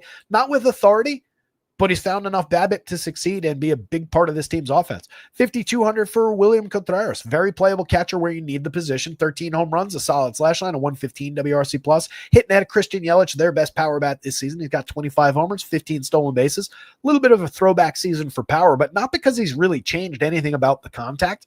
Contact's been the same. He's just finding a little bit better results, striking out a little bit more as we've talked about throughout the season, but it's not been problematic. 125 WRC plus. Andrew Vaughn's been the best Brewer in Brewers history since joining the team. 3,900 on DraftKings. Have not caught up in the pricing at all with the last month that we've gotten from a already before that very talented kid who was just going through it a little bit the first half of this season with the White Sox. Resurgent Andrew Vaughn is not correctly priced on this slate. Sal Frelick at 43, mix and match. No, a lot better than that. Excuse me. 296, 361, a very solid correlated scoring option. A lot of hit tool, a lot of on-base skills. Steal some bases. It's the occasional home run from the left side, but that's not really his game. Low strikeout, medium walk, a lot of balls in play. Not necessarily particularly well struck, but he's another guy who just finds success with it. Blake Perkins at 39, a little bit of quality in that bat. Playable, 117 WRC plus over 88 plate appearances in a small sample. Danny Jansen's a catcher who can always drive the ball. But again, if we're taking home runs a little bit less importantly in this one, it does diminish the quality of the Jansen play. 7.28 still in the home run model, would be in play, but probably a lower end catcher than maybe Danny Jansen in a neutral park against this pitcher. And then Joey Ortiz at a 74 WRC plus. Michael Busch at the top of the Cubbies projected. 24 home runs on the board for him, a 238 ISO. Probably no Kyle Tucker in game 2. They are on the record that he's going to have a few days off here. So I wouldn't expect him. If you get him, so much the better. You play him. Ian Happ in the 2 spot in the projected 3,900. 16 home runs for Happ in a bit of a diminished season overall, but still a high quality player, a 104 WRC plus, and monster ability to get on base, provide correlated scoring with a lot of individual upside on the right day. Seiya Suzuki's down to 4,300 on DraftKings. 27 home runs. He hit a lot of them in the first half. It's been a slowed pace over the last month plus, but a 248 ISO overall. Still a tremendous power bat. Hits the ball with a lot of authority. Pete Crow Armstrong, excellent season. 27 homers, 30 stolen bases. Made gigantic, almost unfathomable strides year over year this year as a hitter. Just absolutely tremendous. 5,000 seems like a very fair price. Has hit a little bit of a slide overall, I think, as far as totaling up those numbers, but tremendous season. Carson Kelly at 42, very playable catcher, 13 home runs and 321 plate appearances, a 193 ISO. Nico is a hit tool focused player, gets on base, steals some bases, correlated scoring option. It's not a terrible thought having Nico and Dansby down here because Dansby could drive him in given the premium contact, the 18 home runs. Not getting on base all that much or hitting for average this year, just a 96 WRC plus, but a lot to like under the surface for Dansby for a player that we've seen be tremendously successful over time. Singing in those two guys as like a pairing and some of the top end kind of makes some sense. I skipped over Owen Casey there. 2,500, he hit his first career home run in the early game. I would expect him, top end prospect for them, a lot of power, striking out a little bit as he finds his footing over 8 plate appearances plus whatever he did this afternoon. But again, a lot of power upside and on the board for home runs. 3,300 from Matt Shaw, mix and match quality from the bottom. A little bit of success for counting stats, but no consistency to speak of with Shaw. Brandon Woodruff, Brewers bats, Jameson Taillon, nah. Cubs bats, then Jameson Taillon. I'm really not a big believer in Taillon here. Even if he gets through okay, I think you're still dealing with like 3-4 runs against. Just enough damage, a lot of hits, some walks. Just not a great DK spot. Not off the board, though. I mean, don't get me wrong. Again, as we talked about, at the beginning and kind of throughout the show, Taillon's right here, but there's a lot of just death and destruction down here among the solid green options. So among your cheap starters, he's kind of in this mix, but he's the lowest end guy in that mix, I think.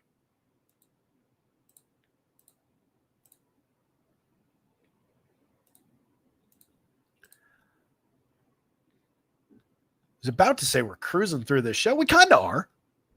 Just an hour 18. We've knocked down a solid handful of games, but it's 5:41 because we started late. So let me keep on rolling. Hit the like button. Subscribe to the channel if you get a chance. Really appreciate every single one of the thumbs ups on the shows, all the subscribers. Check out rotoscouts.com. $5 weekly plans now through the end of August. Regular price, under $1 a day. Access everything that hits that website. Multiple sports, all for under $1 a day. The Dodgers are in Coors Field again for the next couple of days as well. 7.62 in the implied total. Going up against Austin Gomber, who's got a 6.75 ERA and a 5.53 xFIP. That 7+ might be a little low. 12.7% strikeout rate, allowing a 13.7% barrel rate, 5.56% home runs, as mentioned. Shohei Ohtani outdoing Aaron Judge, more than doubling the magic number in the home run model today. 7,200 price, like one of the inexpensive pitchers on the board. Monster opportunity for Ohtani, but extremely difficult to get any combinations of those guys up top. That straight line 5-man is a 6,040 average on DraftKings today. Good luck.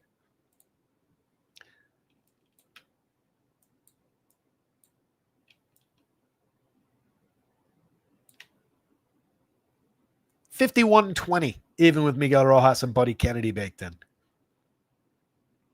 As we talked about, unfortunately, the best path to stacking up multiple Dodgers on DK, I think, is probably, unfortunately, skipping Ohtani, and you're still required to use Rojas and Buddy Kennedy, and then you're getting say Will, Freddie, and maybe Teoscar, and we'll also leave Mookie out at a kind of high price with his struggles.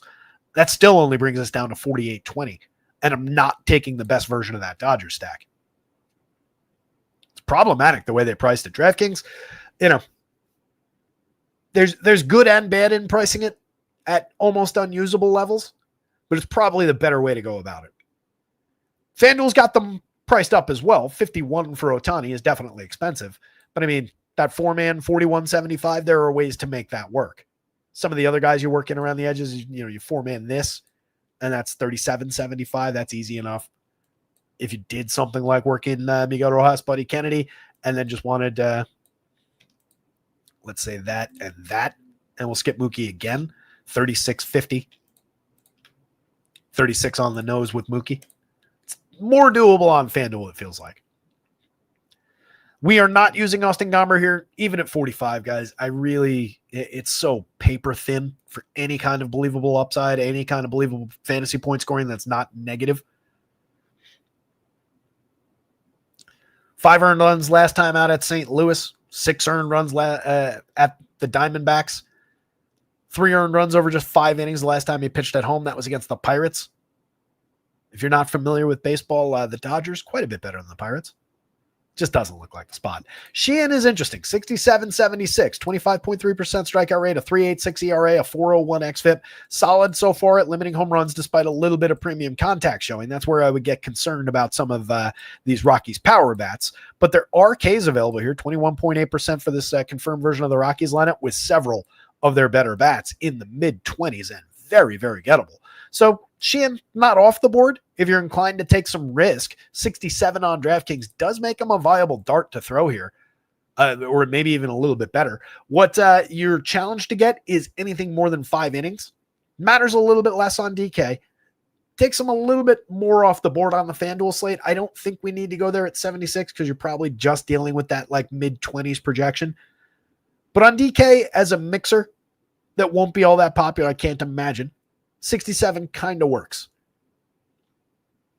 Last time out at the Angels gave up 5 earned, but struck out 6.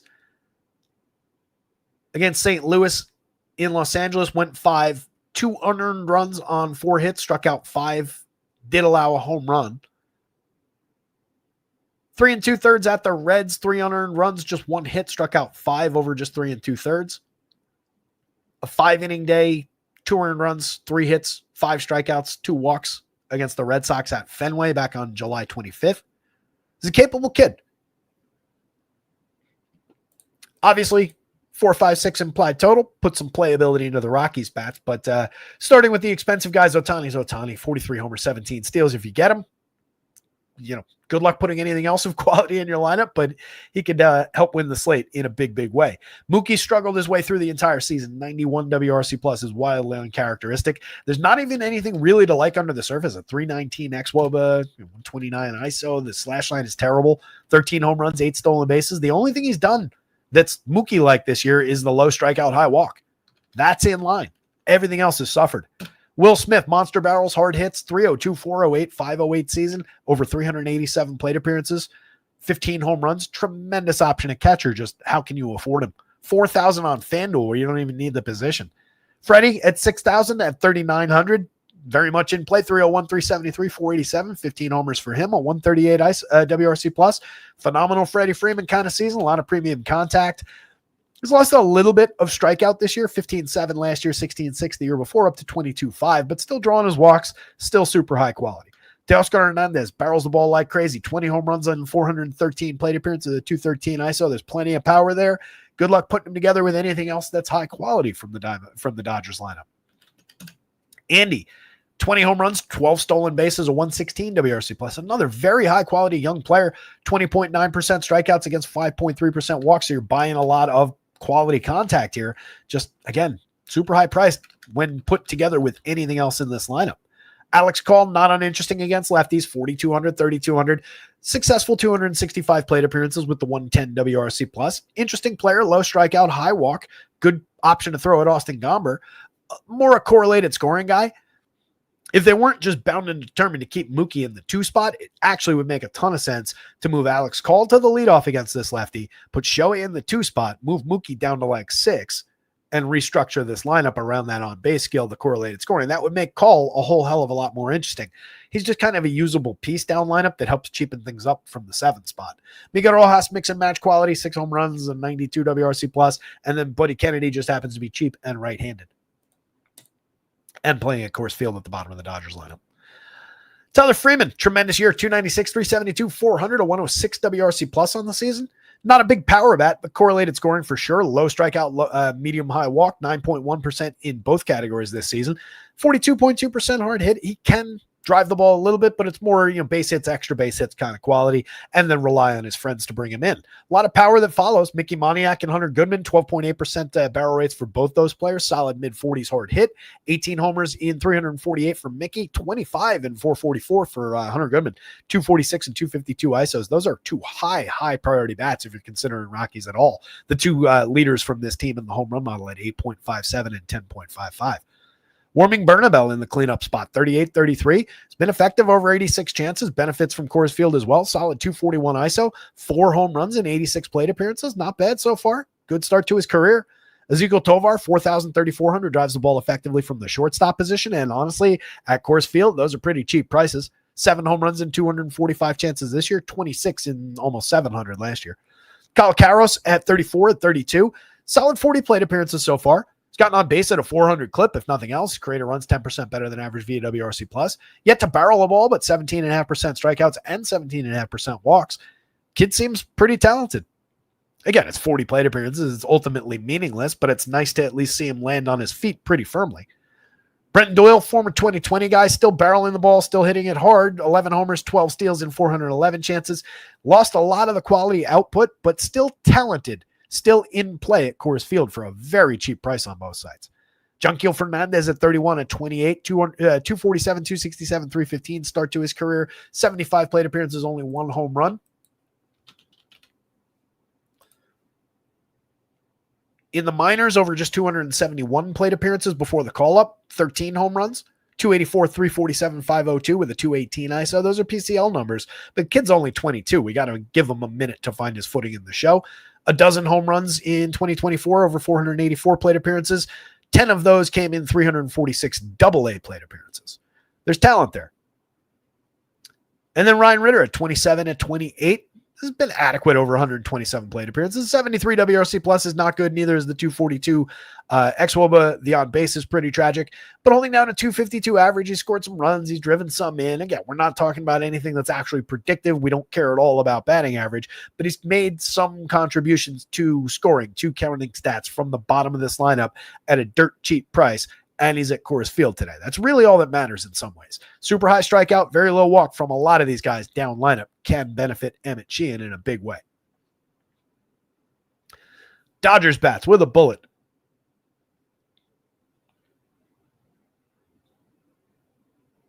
Rockies bats. Emmett Sheehan on DraftKings. Emmett Sheehan on FanDuel. Don't play Austin Gomber.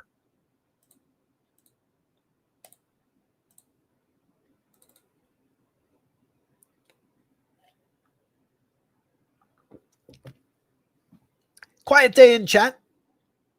If you got any questions, any thoughts, drop them in. Always happy to address.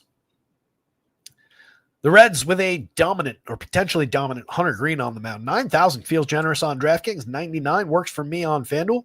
Kid's got a 2.47 ERA with a 3.37 xFIP, 30.6% strikeouts against just 5.4% walks, a 15.1% swinging strike rate, and I get to throw him into a lineup that has a 25.8% strikeout rate on average. We do have this confirmed lineup. Let me grab it, but I believe it's similar. Monster opportunity for Green. The one concern would have been around, what does the depth potentially look like here? He blazed his way through 6 innings in his return, so I have no questions.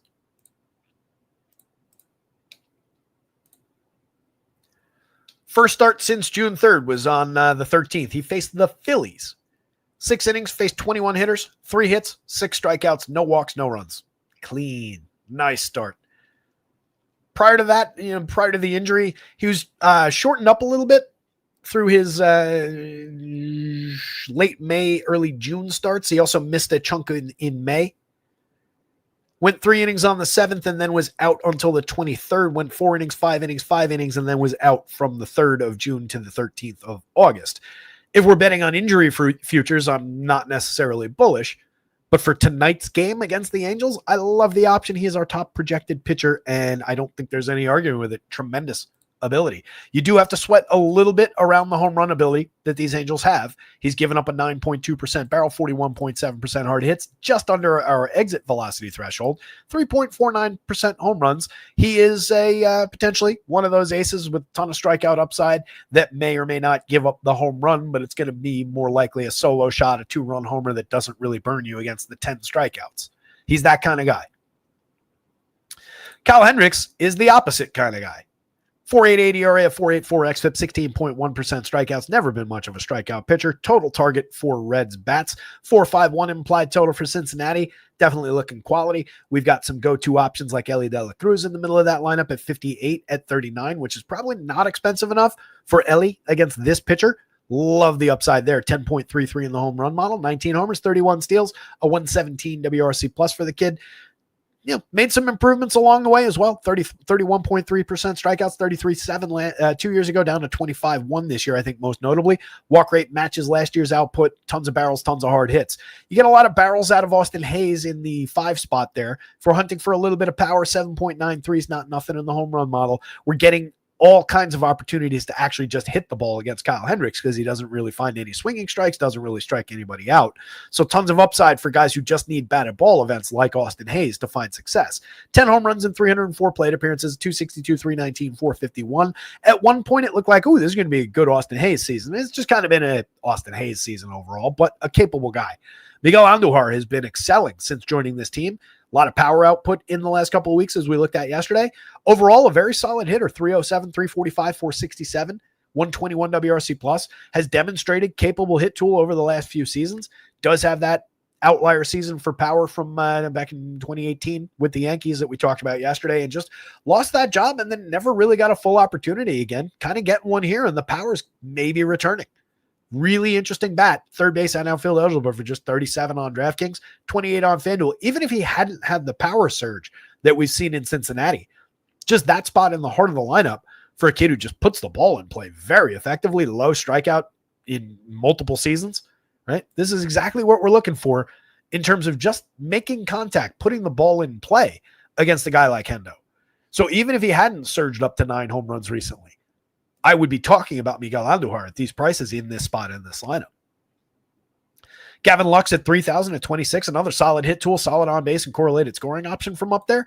Love that. The left-handed bat, second base eligible, work it in right there. And now we're talking about a 3-man average of 41.67.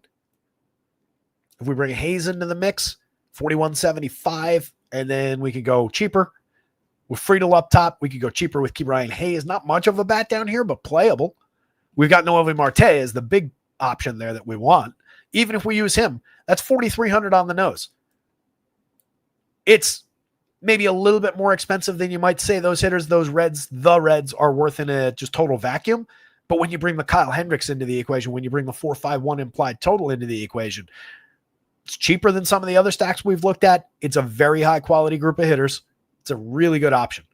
Same thing on FanDuel, just cheaper pricing, 4-man multi-position eligibility as well helps. Noelvi at 4,800 at 3,200 has 9 home runs, 7 stolen bases in his 213 chances, 127 WRC plus on the year. He's been very, very effective while he's been in the lineup. Jose Trevino is not much of a hitter, much more of a defensively oriented catcher. He's hit 4 home runs, 256, 292, 397. At best, he's a mix and match fantasy option, but he is low strikeout, medium walk. So against Kyle Hendricks, he gains upside just again from ability to connect baseball bat to baseball. Hayes at 28, at 25, just 4 homers, 10 steals, pretty mediocre slash line, phenomenal defense, has always hit the ball hard. Just never finds the results for it. Not a lot of barrels in his game. Low strikeout, low walk, a lot of hard hits. They're just atom balls. And then Matty McClain at 42, at 28, 11 homers, 16 stolen bases. We've looked at him before 2 years ago in 403 plate appearances. Similar output as far as the counting stats go, but did it while slashing 293, 57, 507 with a 216 ISO. This year, all that output is dipped outside of not terrible for counting stats. Those are not completely, right? Those numbers, not totally dissimilar from these numbers in those 4 categories, despite the crazy dip in average, on base, etc. So honestly, if we really think about it through one lens, there's something impressive that he's closing in on similar counting stats. A playable option, probably a little overpriced given this year at 42, 28 on FanDuel kind of works. If we're going to the Angels, they've still got a guy named Mike Trout in this lineup. He's still got a lot of power, and so do a bunch of his friends. Taylor Ward, Joe Adell, Zach Neto, all in play if you're just chasing home runs against Hunter Green. But all those guys strike out a pretty fair clip, mid-20s and up for all those dudes. Mike Trout at 29.9 this season. Aggressive, free swinger, but also draws a ton of walks. So do the rest of those power bats. So does Nolan Chanuel, who doesn't really strike out. 12.6% for him, a 360 on base. Good table setter.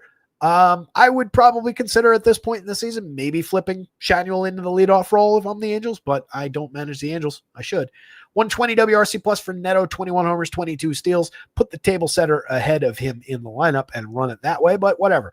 Mike Trout is fairly priced at 47 at 32. He's at 20 homers, 29 on the board for Taylor Ward, 26 for Joe Adell with a lot of up and down in his game.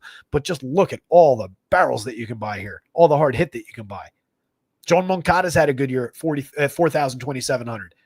8 home runs on the board, a 202 ISO, creating runs 16% better than average. Tremendous xWOBA under the surface. Yeah, he's only slashing 238, 335, 440, but that's not a bad line if we discount the batting average. Travis d'Arnaud's got major power from the catcher spot and in and out of the lineup backup catcher, but anytime he's available, he provides major upside for power, and people do not go to him. 6 home runs and 195 plate appearances, a 157 ISO, solid barrel rate on the season, reminiscent of previous seasons. Strikeouts have gone up a little bit this year. Last year, he hit 15 homers in 336 chances with a 202 ISO, 11 in 292 with a 172 the year before that, 18 with a 205 the year before that one. There is very realistic power, and people will not be using him. If you're going to Angels, I would work in Travis d'Arnaud at least on DraftKings. He's in play on FanDuel because you don't necessarily need to go to Nolan Chanuel. Christian Moore, a quality player who is not yet fully cooked, as we talked about yesterday. 80 WRC plus over 107 plate appearances. Kid's supposed to be better than that. Good hit tool. They just promoted him too aggressively. Bryce Teodosio in the bottom spot, 256, 318, 359 over 45 plate appearances. Mix and match quality guy. Hunter Green is the story here, though. Hunter Green, Reds bats right behind him. Angels bats after that. Don't play Kyle Hendricks.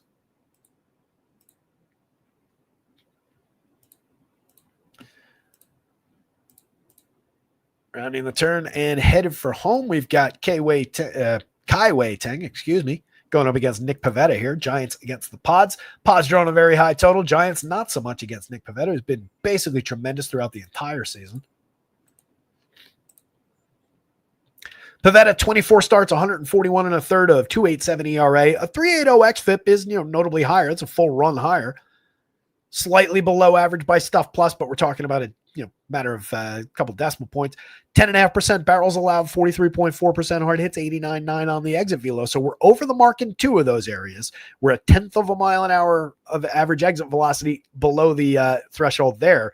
So maybe a little lucky to be at 2.70% home runs, given the 18.9 degree average launch, all those barrels. But he's gotten through. He's made it work. 25.9% strikeouts against 6.5% walk is good. 0.95 whip is good. Swinging strikes are excellent. Going up against the Giants team at just a 3.29 implied total, 23.8% strikeouts for this lineup. Rafi Devers struggling since joining this team. A lot of Ks through the middle, limited power output overall, limited quality overall this year for the Giants. I don't think this was the season the Giants were looking for from their team. Nick Pivetta very much in play at 95, at 97, both sites, one of the top pitcher options on the day.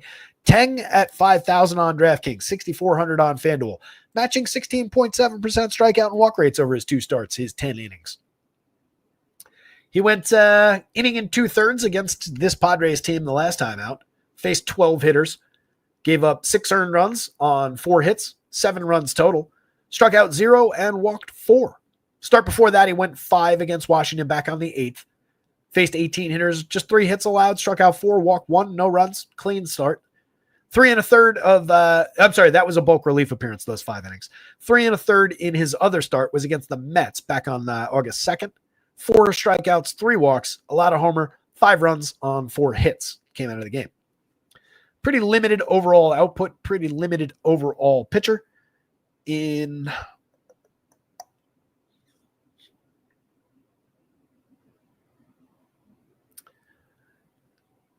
Actually does have a monster strikeout rate in AAA. It's mostly in relief work. 25 outings at AAA, but only 4 of them starts this year. 54 innings total, 37.9% strikeout rate against 9.3% walks. He's pitched to a 3.33 xFIP against the 3.67 ERA. 25 games in the minors last year, 14 of them starts, 13 of those starts came at the AAA level. He had just a 17.3% strikeout against 12.2% walk. Pitched to a 8.66 ERA and a 6.30 xFIP. That's as a 25-year-old in AAA. Those are not good numbers. He found some strikeout stuff. I would imagine most of it working at maximum output, maximum effort in relief down in the minors. I don't think it translates here. Padres bats fire away. Very low strikeout team anyway, so even if he did find some strikeout ability, it takes it right away from him. If you're going to Giants bats against Pivetta, you're maybe playing with chasing some of that premium contact, chasing the idea that occasionally that downside will come through, and a team that can get to him. Giants mid-board, you're prioritizing those 3 guys. Still no confirmed lineup here. Devers has really been scuffling since joining this team, but he's gotten affordable, 4,837. FanDuel actually kind of still holding strong. 24 home runs, still getting on base at a 377 clip, 134 WRC plus with a 212 ISO. Still remains a tremendous hitter and very, very dangerous to any righty, especially one that gives up a lot of premium contact. But he strikes out quite a bit. He does draw walks, but Pivetta doesn't lose that many walks. Interesting back and forth matchup that probably decides which direction this game goes. Just Rafi against Nick Pivetta there. Elliot Ramos at 4,000 at 2,900, 15 home runs on the year, a solid 339 on base, creating runs 13% better than average. Solid premium contact option. Young-Hoo Lee from the leadoff spot, if that's where we find him. Interesting enough guy up there. Gets on base effectively, solid hit tool, line drive caliber hitter. Doesn't really strike out, draws a medium walk rate, so you get a lot of balls in play. Mix and match quality, though, kind of just another outfielder overall. Willy Adames would be very interesting here. 12.4% barrel, 43.3% hard hit. Again, we're throwing him into some of the barrel, the hard hit. He's one of the better home run bats in this lineup with 19 on the season. Just a 170 ISO, but remember how badly he was struggling through the first half of the year. Definitely has made some strides in gaining back his quality. Dom Smith, mix and match quality bat with a little bit of hit tool, 281, 340, 404, more correlated scorer than anything else. Not all that appealing in this lineup. Casey Schmidt, mix and match quality across multiple positions for a fair price. 7 home runs, a 110 WRC plus is fine, but not a lot out other than that. Drew Gilbert, as we talked about yesterday, kind of interesting with numbers from the minors. Hasn't translated in 22 plate appearances yet outside of 1 home run, 1 stolen base. But if you're over rostering the Giants against Pivetta today, I would probably work some Drew Gilbert in for the very cheap price. Patty Bailey, Tyler Fitz, more mix and match quality guys, if that, from down lineup. The Padres, the more interesting team here. You know what I think of the lineup configuration, but Fernando Tatis off the top spot at 55 at 34, very much in play. 24 steals is 368 on base, At worst, he's providing good correlated scoring upside, draws a ton of walks, doesn't really strike out, still hits the ball with a lot of authority at 10.9% barrels and 52% hard hits. Just been limited for home run output, limited for his extra base hit output this year. 17 homers and a 167 ISO do not in any way match that quality of contact, but you can see the loss of barrel year over year. Luis Arias just puts the ball in play, finds success via BABIP. Very affordable at 36, at 27. I just hate the first base positioning. I'll take him at second over there. Manny Machado at 51-33, an ideal way to fill third base against a pitcher like this. 20 home runs, 11 stolen bases on the season for Manny, a 187 ISO, 134 WRC plus. Just been tremendous. Ryan O'Hearn's been scuffling and in and out of the lineup since joining the Pods. Probably still wishes he was on the Orioles, except for the actually competing thing of it. 37-26 has gotten very affordable again. 15 home runs, solid lefty bat, a lot of on base, a lot of hit tool there, 131 WRC plus for the full season. Still makes tremendous contact, low strikeout, high walk. That's an ideal player to throw at Kaiway 10. Xander Bogaerts, Ramon Laureano, very affordable at 41 and 4,000, 27 and 29 on FanDuel. The sites have really not taken notice of Bogey's surge. 10 home runs, 19 stolen bases, a 334 on base, a 107 WRC plus. Not sure what happened yesterday. I got a notification that he hit a home run, but then it didn't score. I guess maybe they reviewed it and it got taken away. I didn't see the highlights or the game. But the power's kind of returned in the second half. Been low strikeout throughout the season. Been getting it on base and stealing bases. He's been really, really interesting. And the sites have not moved his price. Laureano at just 4 at 2,900. Another guy found a lot of success this season with the O's. Found his way over to San Diego. 19 home runs on the board at 254 ISO. Return to quality for him and still very affordable. Gavin Sheets had a great start to his year. 15 home runs, 253, 316, 428, 110 WRC plus. Maybe a little bit redundant now with O'Hearn in the lineup, but getting both those guys, not a problem at 37, 35. You do have a little bit of actual power output there, a little bit of barrel hard hit on both guys. Both guys, low strikeout, upper medium type walk rate. Very interesting combo. Jose Iglesias, not much of a bat. Elias Diaz, not much of a bat. Down lineup, mix and match at the absolute best for very cheap pricing. One of those guys, not both those guys, probably in any lineup that they land in, and they're just there to kind of help you cheapen up an already pretty affordable stack. Like, let's say we go one, Manny, O'Hearn instead of Arias, Xander, and Sheets. 43.80, so competitive with some of the other stacks that we've looked at, and we're getting Tatis, we're getting Machado, O'Hearn, Bogey, and Sheets against, again, a nothing pitcher. Not bad. 481 implied total for the team. Anything with a P, Pivetta or Pods Bats. Either way, coin flip. I'll say Pods Bats above Pivetta, just because of the potential lurking danger with the contact he's allowed. But he's a very strong pitching option. And then Giants bats above Teng for sure, but the Giants bats don't look all that appealing outside of just, mediocre team for contrarian reasons. And again, you kind of want to live with those three right there if you're doing that. Last game up. Guards, Diamondbacks, Tanner Bybee. It's Erod. Usable pitchers. Guys who can definitely give you fits. If you choose to roster these guys, it might be best to go get a drink and check the scores later rather than sit there and watch this game. Could get very shaky. 4.60 ERA with a 4.11 xFIP for Tanner Bybee, just 21.5% strikeouts this year, despite a pretty solid 10.2% swinging. Decent as far as the premium contact, just nearly a 4% home run rate, despite keeping barrels to 8.2, 39.4 on the hard hits, 88.9 on the exit velo. None of those numbers is problematic, except it's amounted to some problematic home run output. That is just the wonkiness of home runs coming through. If you reran those 23 games, he could easily come through at 2.5% home runs. Look a little better here. Erod pitching to a 5.68 ERA, but a higher quality 4.42 xFIP under the surface, 21.9% Ks for him, too many walks, not as many swinging strikes, not as many strikes overall. Similar barrel rate, limiting hard hits very effectively this season, 88.2 miles an hour of exit velo. So his 3.96% home run rate also, arguably, if you reran the 20 starts, could be more in the, mid twos, lower threes, 3.57 on similar, actually worse contact last year, 2.42 the year before on similar contact to this year. Erod's a very capable guy if you catch him on the right day, and he goes down in flames if you catch him on the wrong day. Having just succeeded with him the last time out at Coors Field, I'm not so sure I want to use Erod here, even against the Guardians. Obviously, that's just a little bit facetious. You can go there at 72. You can go there at 8. He projects out just fine. You're tempting the baseball gods there. Last time out at Coors, we got him for 7 innings, 1-run ball, 6 hits, 6 strikeouts, allowed a solo home run, and that was it. That was a tremendous Coors Field start. He was cheap that day. Start before that against the same Rockies in the desert, 5 earned runs over 5 1/3, struck out just 2 and walked 5, allowed a home run. 2 earned runs over 5 to the Athletics in that tiny Sacramento ballpark. Solid, surprising start. At Detroit, the start before that one, 5 earned runs. Shut out the Astros over 6 1/3, 6 hits, 3 strikeouts, 3 walks. Start before that one. Start before that, though, 4 earned runs. Start before that one, 8 earned runs over just 4 1/3 to Kansas City. That goes all the way back to the 4th of July. It's basically every other start with Erod through this game log. Not that that actually means anything, not that that's at all predictive about today. Does have a solid strikeout target, 22.7% for this projected version of the Guardians lineup.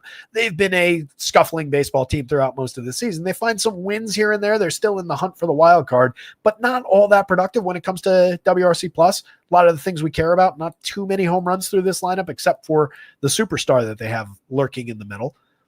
But that 9-man average, couple of smaller samples in there. That's an 85 WRC plus for the 9-man average. Against left-handed pitching this season, they're 234, 302, 368 with just a 134 ISO over nearly 1,159 plate appearances as an active roster, 86 WRC plus. So targetable. You're taking your life in your hands with Erod, but he's in play. If you're considering Guardians bats, you're hunting for the downside day from Erod. Stephen Kwan would be a big part of that equation. Lefty, I'm not going to sweat against this pitcher with a just high contact hitter like Stephen Kwan. 10 homers, 14 steals, a 106 WRC plus. One of their more interesting bats, but kind of just fine. Not overly special.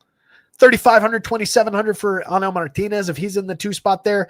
10 home runs, a little bit of quality against lefties out of them, but pretty mediocre option. 76 WRC plus.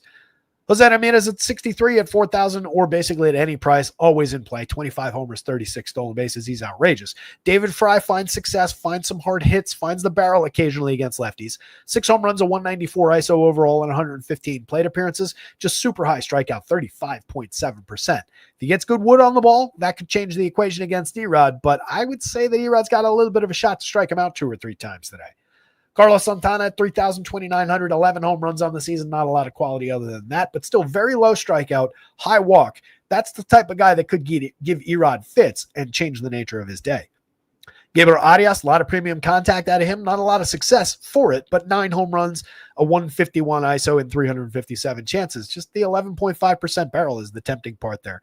CJ Kayfus, mix and match quality guy so far, over 50 plate appearances, but a little bit more to give than that via the prospect pedigree. Right now, striking out a lot, pair of home runs, 2 stolen bases, a 104 WRC plus. Definitely interesting if you're going to Guardians, but not really a reason to go to them. Brian Rocchio is here for defense. Austin Hedges, mix and match quality catcher at the absolute best. Pretty bad, 134 plate appearances. Super high quality at the top of the Diamondbacks, and then tapers off a little bit as we go down the lineup. Pavin Smith back in our lives, though, gives us a lot of quality from the left side at 3,500, at 2,900, 259, 368, 442. Was getting on base like crazy, creating runs, 27% better than average. Was out of the lineup for a little while. We were getting a lot of Tyler Locklear, who underperformed his talent. I do like the option with Pavin Smith to cheapen up this Diamondback stack a little bit. Him and Lourdes Gurriel doing a lot of work for you at cheaper pricing there. If you just top line that 5-man, it's still 49.40. That's still a little bit high. So let's say top 3, Smith, and you just take a scorching hot. See, I avoided it. Scorching hot Blaze Alexander at 3,200. Still 46.80. Still expensive, but doable. If you're working a Thomas, a McCarthy, Jose Herrera, you're getting a little bit cheaper as you go down that lineup. But the quality's all up top. Perdomo getting on at a 388 clip, creating runs 33% better than average. A lot of individual quality and 13 homers and 21 steals as well. Ketel Marte, 23 home runs, a 160 WRC plus, an absurd 414 xWOBA suggests that he could do even more up there. Corbin Carroll's a star, 27 homers, 16 steals. You got 16 on the board from Lourdes Gurriel with 10 stolen bases. Still only getting on at a 296 clip, but he's hitting a little bit for power this season. He's not an uninteresting bat, given the low strikeout, low walk nature. You just get a lot of contact at him. Blaze.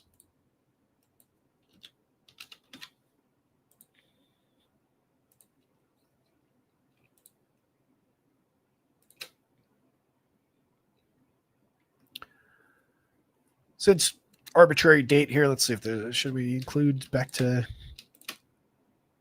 There we go. Month of August. 70 plate appearances in the month of August. 271, 386, 525 with a 155 WRC plus, a 254 ISO, 4 home runs, 3 doubles, pair of stolen bases. Oh, excuse me, no stolen bases. Caught stealing twice. 9 runs, 9 ribbies. Not that we care about those. Striking out 30% of the time over that stretch, but walking 10%. That's Blaze kind of finding his form. That's him. That's about who he's supposed to be in the show. So that's an interesting bat, getting him as cheap as he is. 32 at third base on DraftKings works. 26 across multiple positions on FanDuel really, really works. McCarthy, Thomas, pretty similar options. Down lineup. Neither guy succeeding all that much. Thomas has had the better season between the two. They're mix and match quality outfielders. I would want one, not both, if I'm taking either at all. And then Areta, just kind of a fill-in spot at catcher. Not much quality over 201 plate appearances this year. Diamondbacks. Erod. God, that doesn't feel good. Diamondbacks, Erod, Bibee, Guardians. 4 corners game, though. Guardians aren't off the board as much as that might make it sound, given the roller coaster nature of Erod. And that's it, which is good because it's 6:17. It feels like we got through the show efficiently. Feels like we're getting out early, but we are not. And we're still almost at 2 hours. Beyond the rabbit hole, not much of a fan there. Rocho is really is like what I say about Nick Allen. He's really here for defense. 237, 289, 348 over the course of the season. 3 homers, 6 stolen bases, a 78 WRC plus, 300 xWOBA under the surface. You're looking for an indicator of maybe this guy with bad numbers is underperforming his talent as indicated by xWOBA. You want that to be in like the 320 range to see that. This 300 just says that this is who this guy is. 3.3% barrel, 35% hard hit on the season. Doesn't really strike out that much, but also doesn't draw that many walks alongside it. This is him, right? Yeah. Did hit 8 home runs in 442 chances last year. 10 stolen bases, a 110 ISO, 79 WRC plus. Again, this is, it's fine to include him. I don't want to talk you out of it and then have the guy go out and have a 3-hit kind of a day and score some points. But I wouldn't get excited. I wouldn't prioritize him as like that's a really interesting way to get sneaky with the Guardians. He's just a guy who is in their lineup probably at a cheap price, but there's not that much quality there. You're throwing him up against Erod, which is fine to great.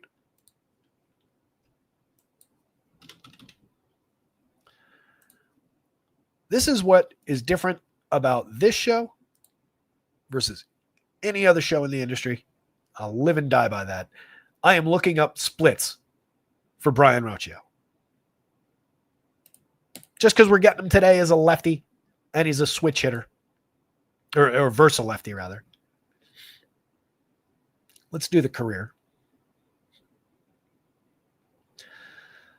Versus lefties as a right-handed hitter in 235 plate appearances. So he gets more of his opportunities against righties as a lefty bat, which makes sense. 5 of his 11 career home runs, slashing 198, 281, 327. Does have a better ISO against lefties at 129, 74 WRC plus, a 271 WOBA, not xWOBA, WOBA. 28.5% strikeouts against lefties as a righty hitter versus 18.8% strikeouts against righties as a lefty bat. So you lose this positive attribute. Right? Again, I don't want to talk you out of a cheap guy if you're building a Guardian stack already and he's just your last man in for a cheap price that helps you buy a good pitcher or whatever. Perfectly fine as that. Basically anybody in any lineup, if he's that for your lineup, is fine because it's baseball. Anybody can go 2 for 4 with a double and 2 RBIs and deliver you scoring in that spot. So not taking them away from you at all, but I just want to put some caution on that choice. Hopefully that makes sense beyond the rabbit hole. Monty says, reminds me of the deep dive you did on Lamont Wade earlier this season. Yeah, Lamont did not deliver for us on that deep dive, did he? But yeah, that's a good player. I'm not going to get into the Lamont Wade rabbit hole right now, other than saying that's a good bet that's underperformed this season. A lot of good numbers over the course of time. But let me punch out of here, guys. Let me get the website updated with all these confirmed lineups. Thank you so much. Best audience in the industry. I absolutely love every single one of you guys who shows up here every day. Anybody who stumbles across us new for the first time, if you're new here, for one, subscribe to the channel. Hit the like button on your way out the door. $5 weekly plans now through the end of August with promo code 5ME at RotoScouts. Get behind the paywall on a weekly. It gives you access to all the projections, the home run model number for every player, top stacks, power index, home run picks, the game-by-game snapshot that gives you this dashboard in screenshot form for every single game so you can do this research on your own and not have to listen to my awful voice for 2 hours. You guys rock. Good luck out there tonight. Somebody go win something. Share those results when you do at RotoScouts on Twitter or in the free premium Discord that's linked down in the description along with all the other links. And we'll be back tomorrow. We'll be back tomorrow for more tomorrow. You can tell I'm getting to the end of the show. Wednesday slate tomorrow. No idea what it looks like yet. We'll be here to cover it one way or the other, though. See ya.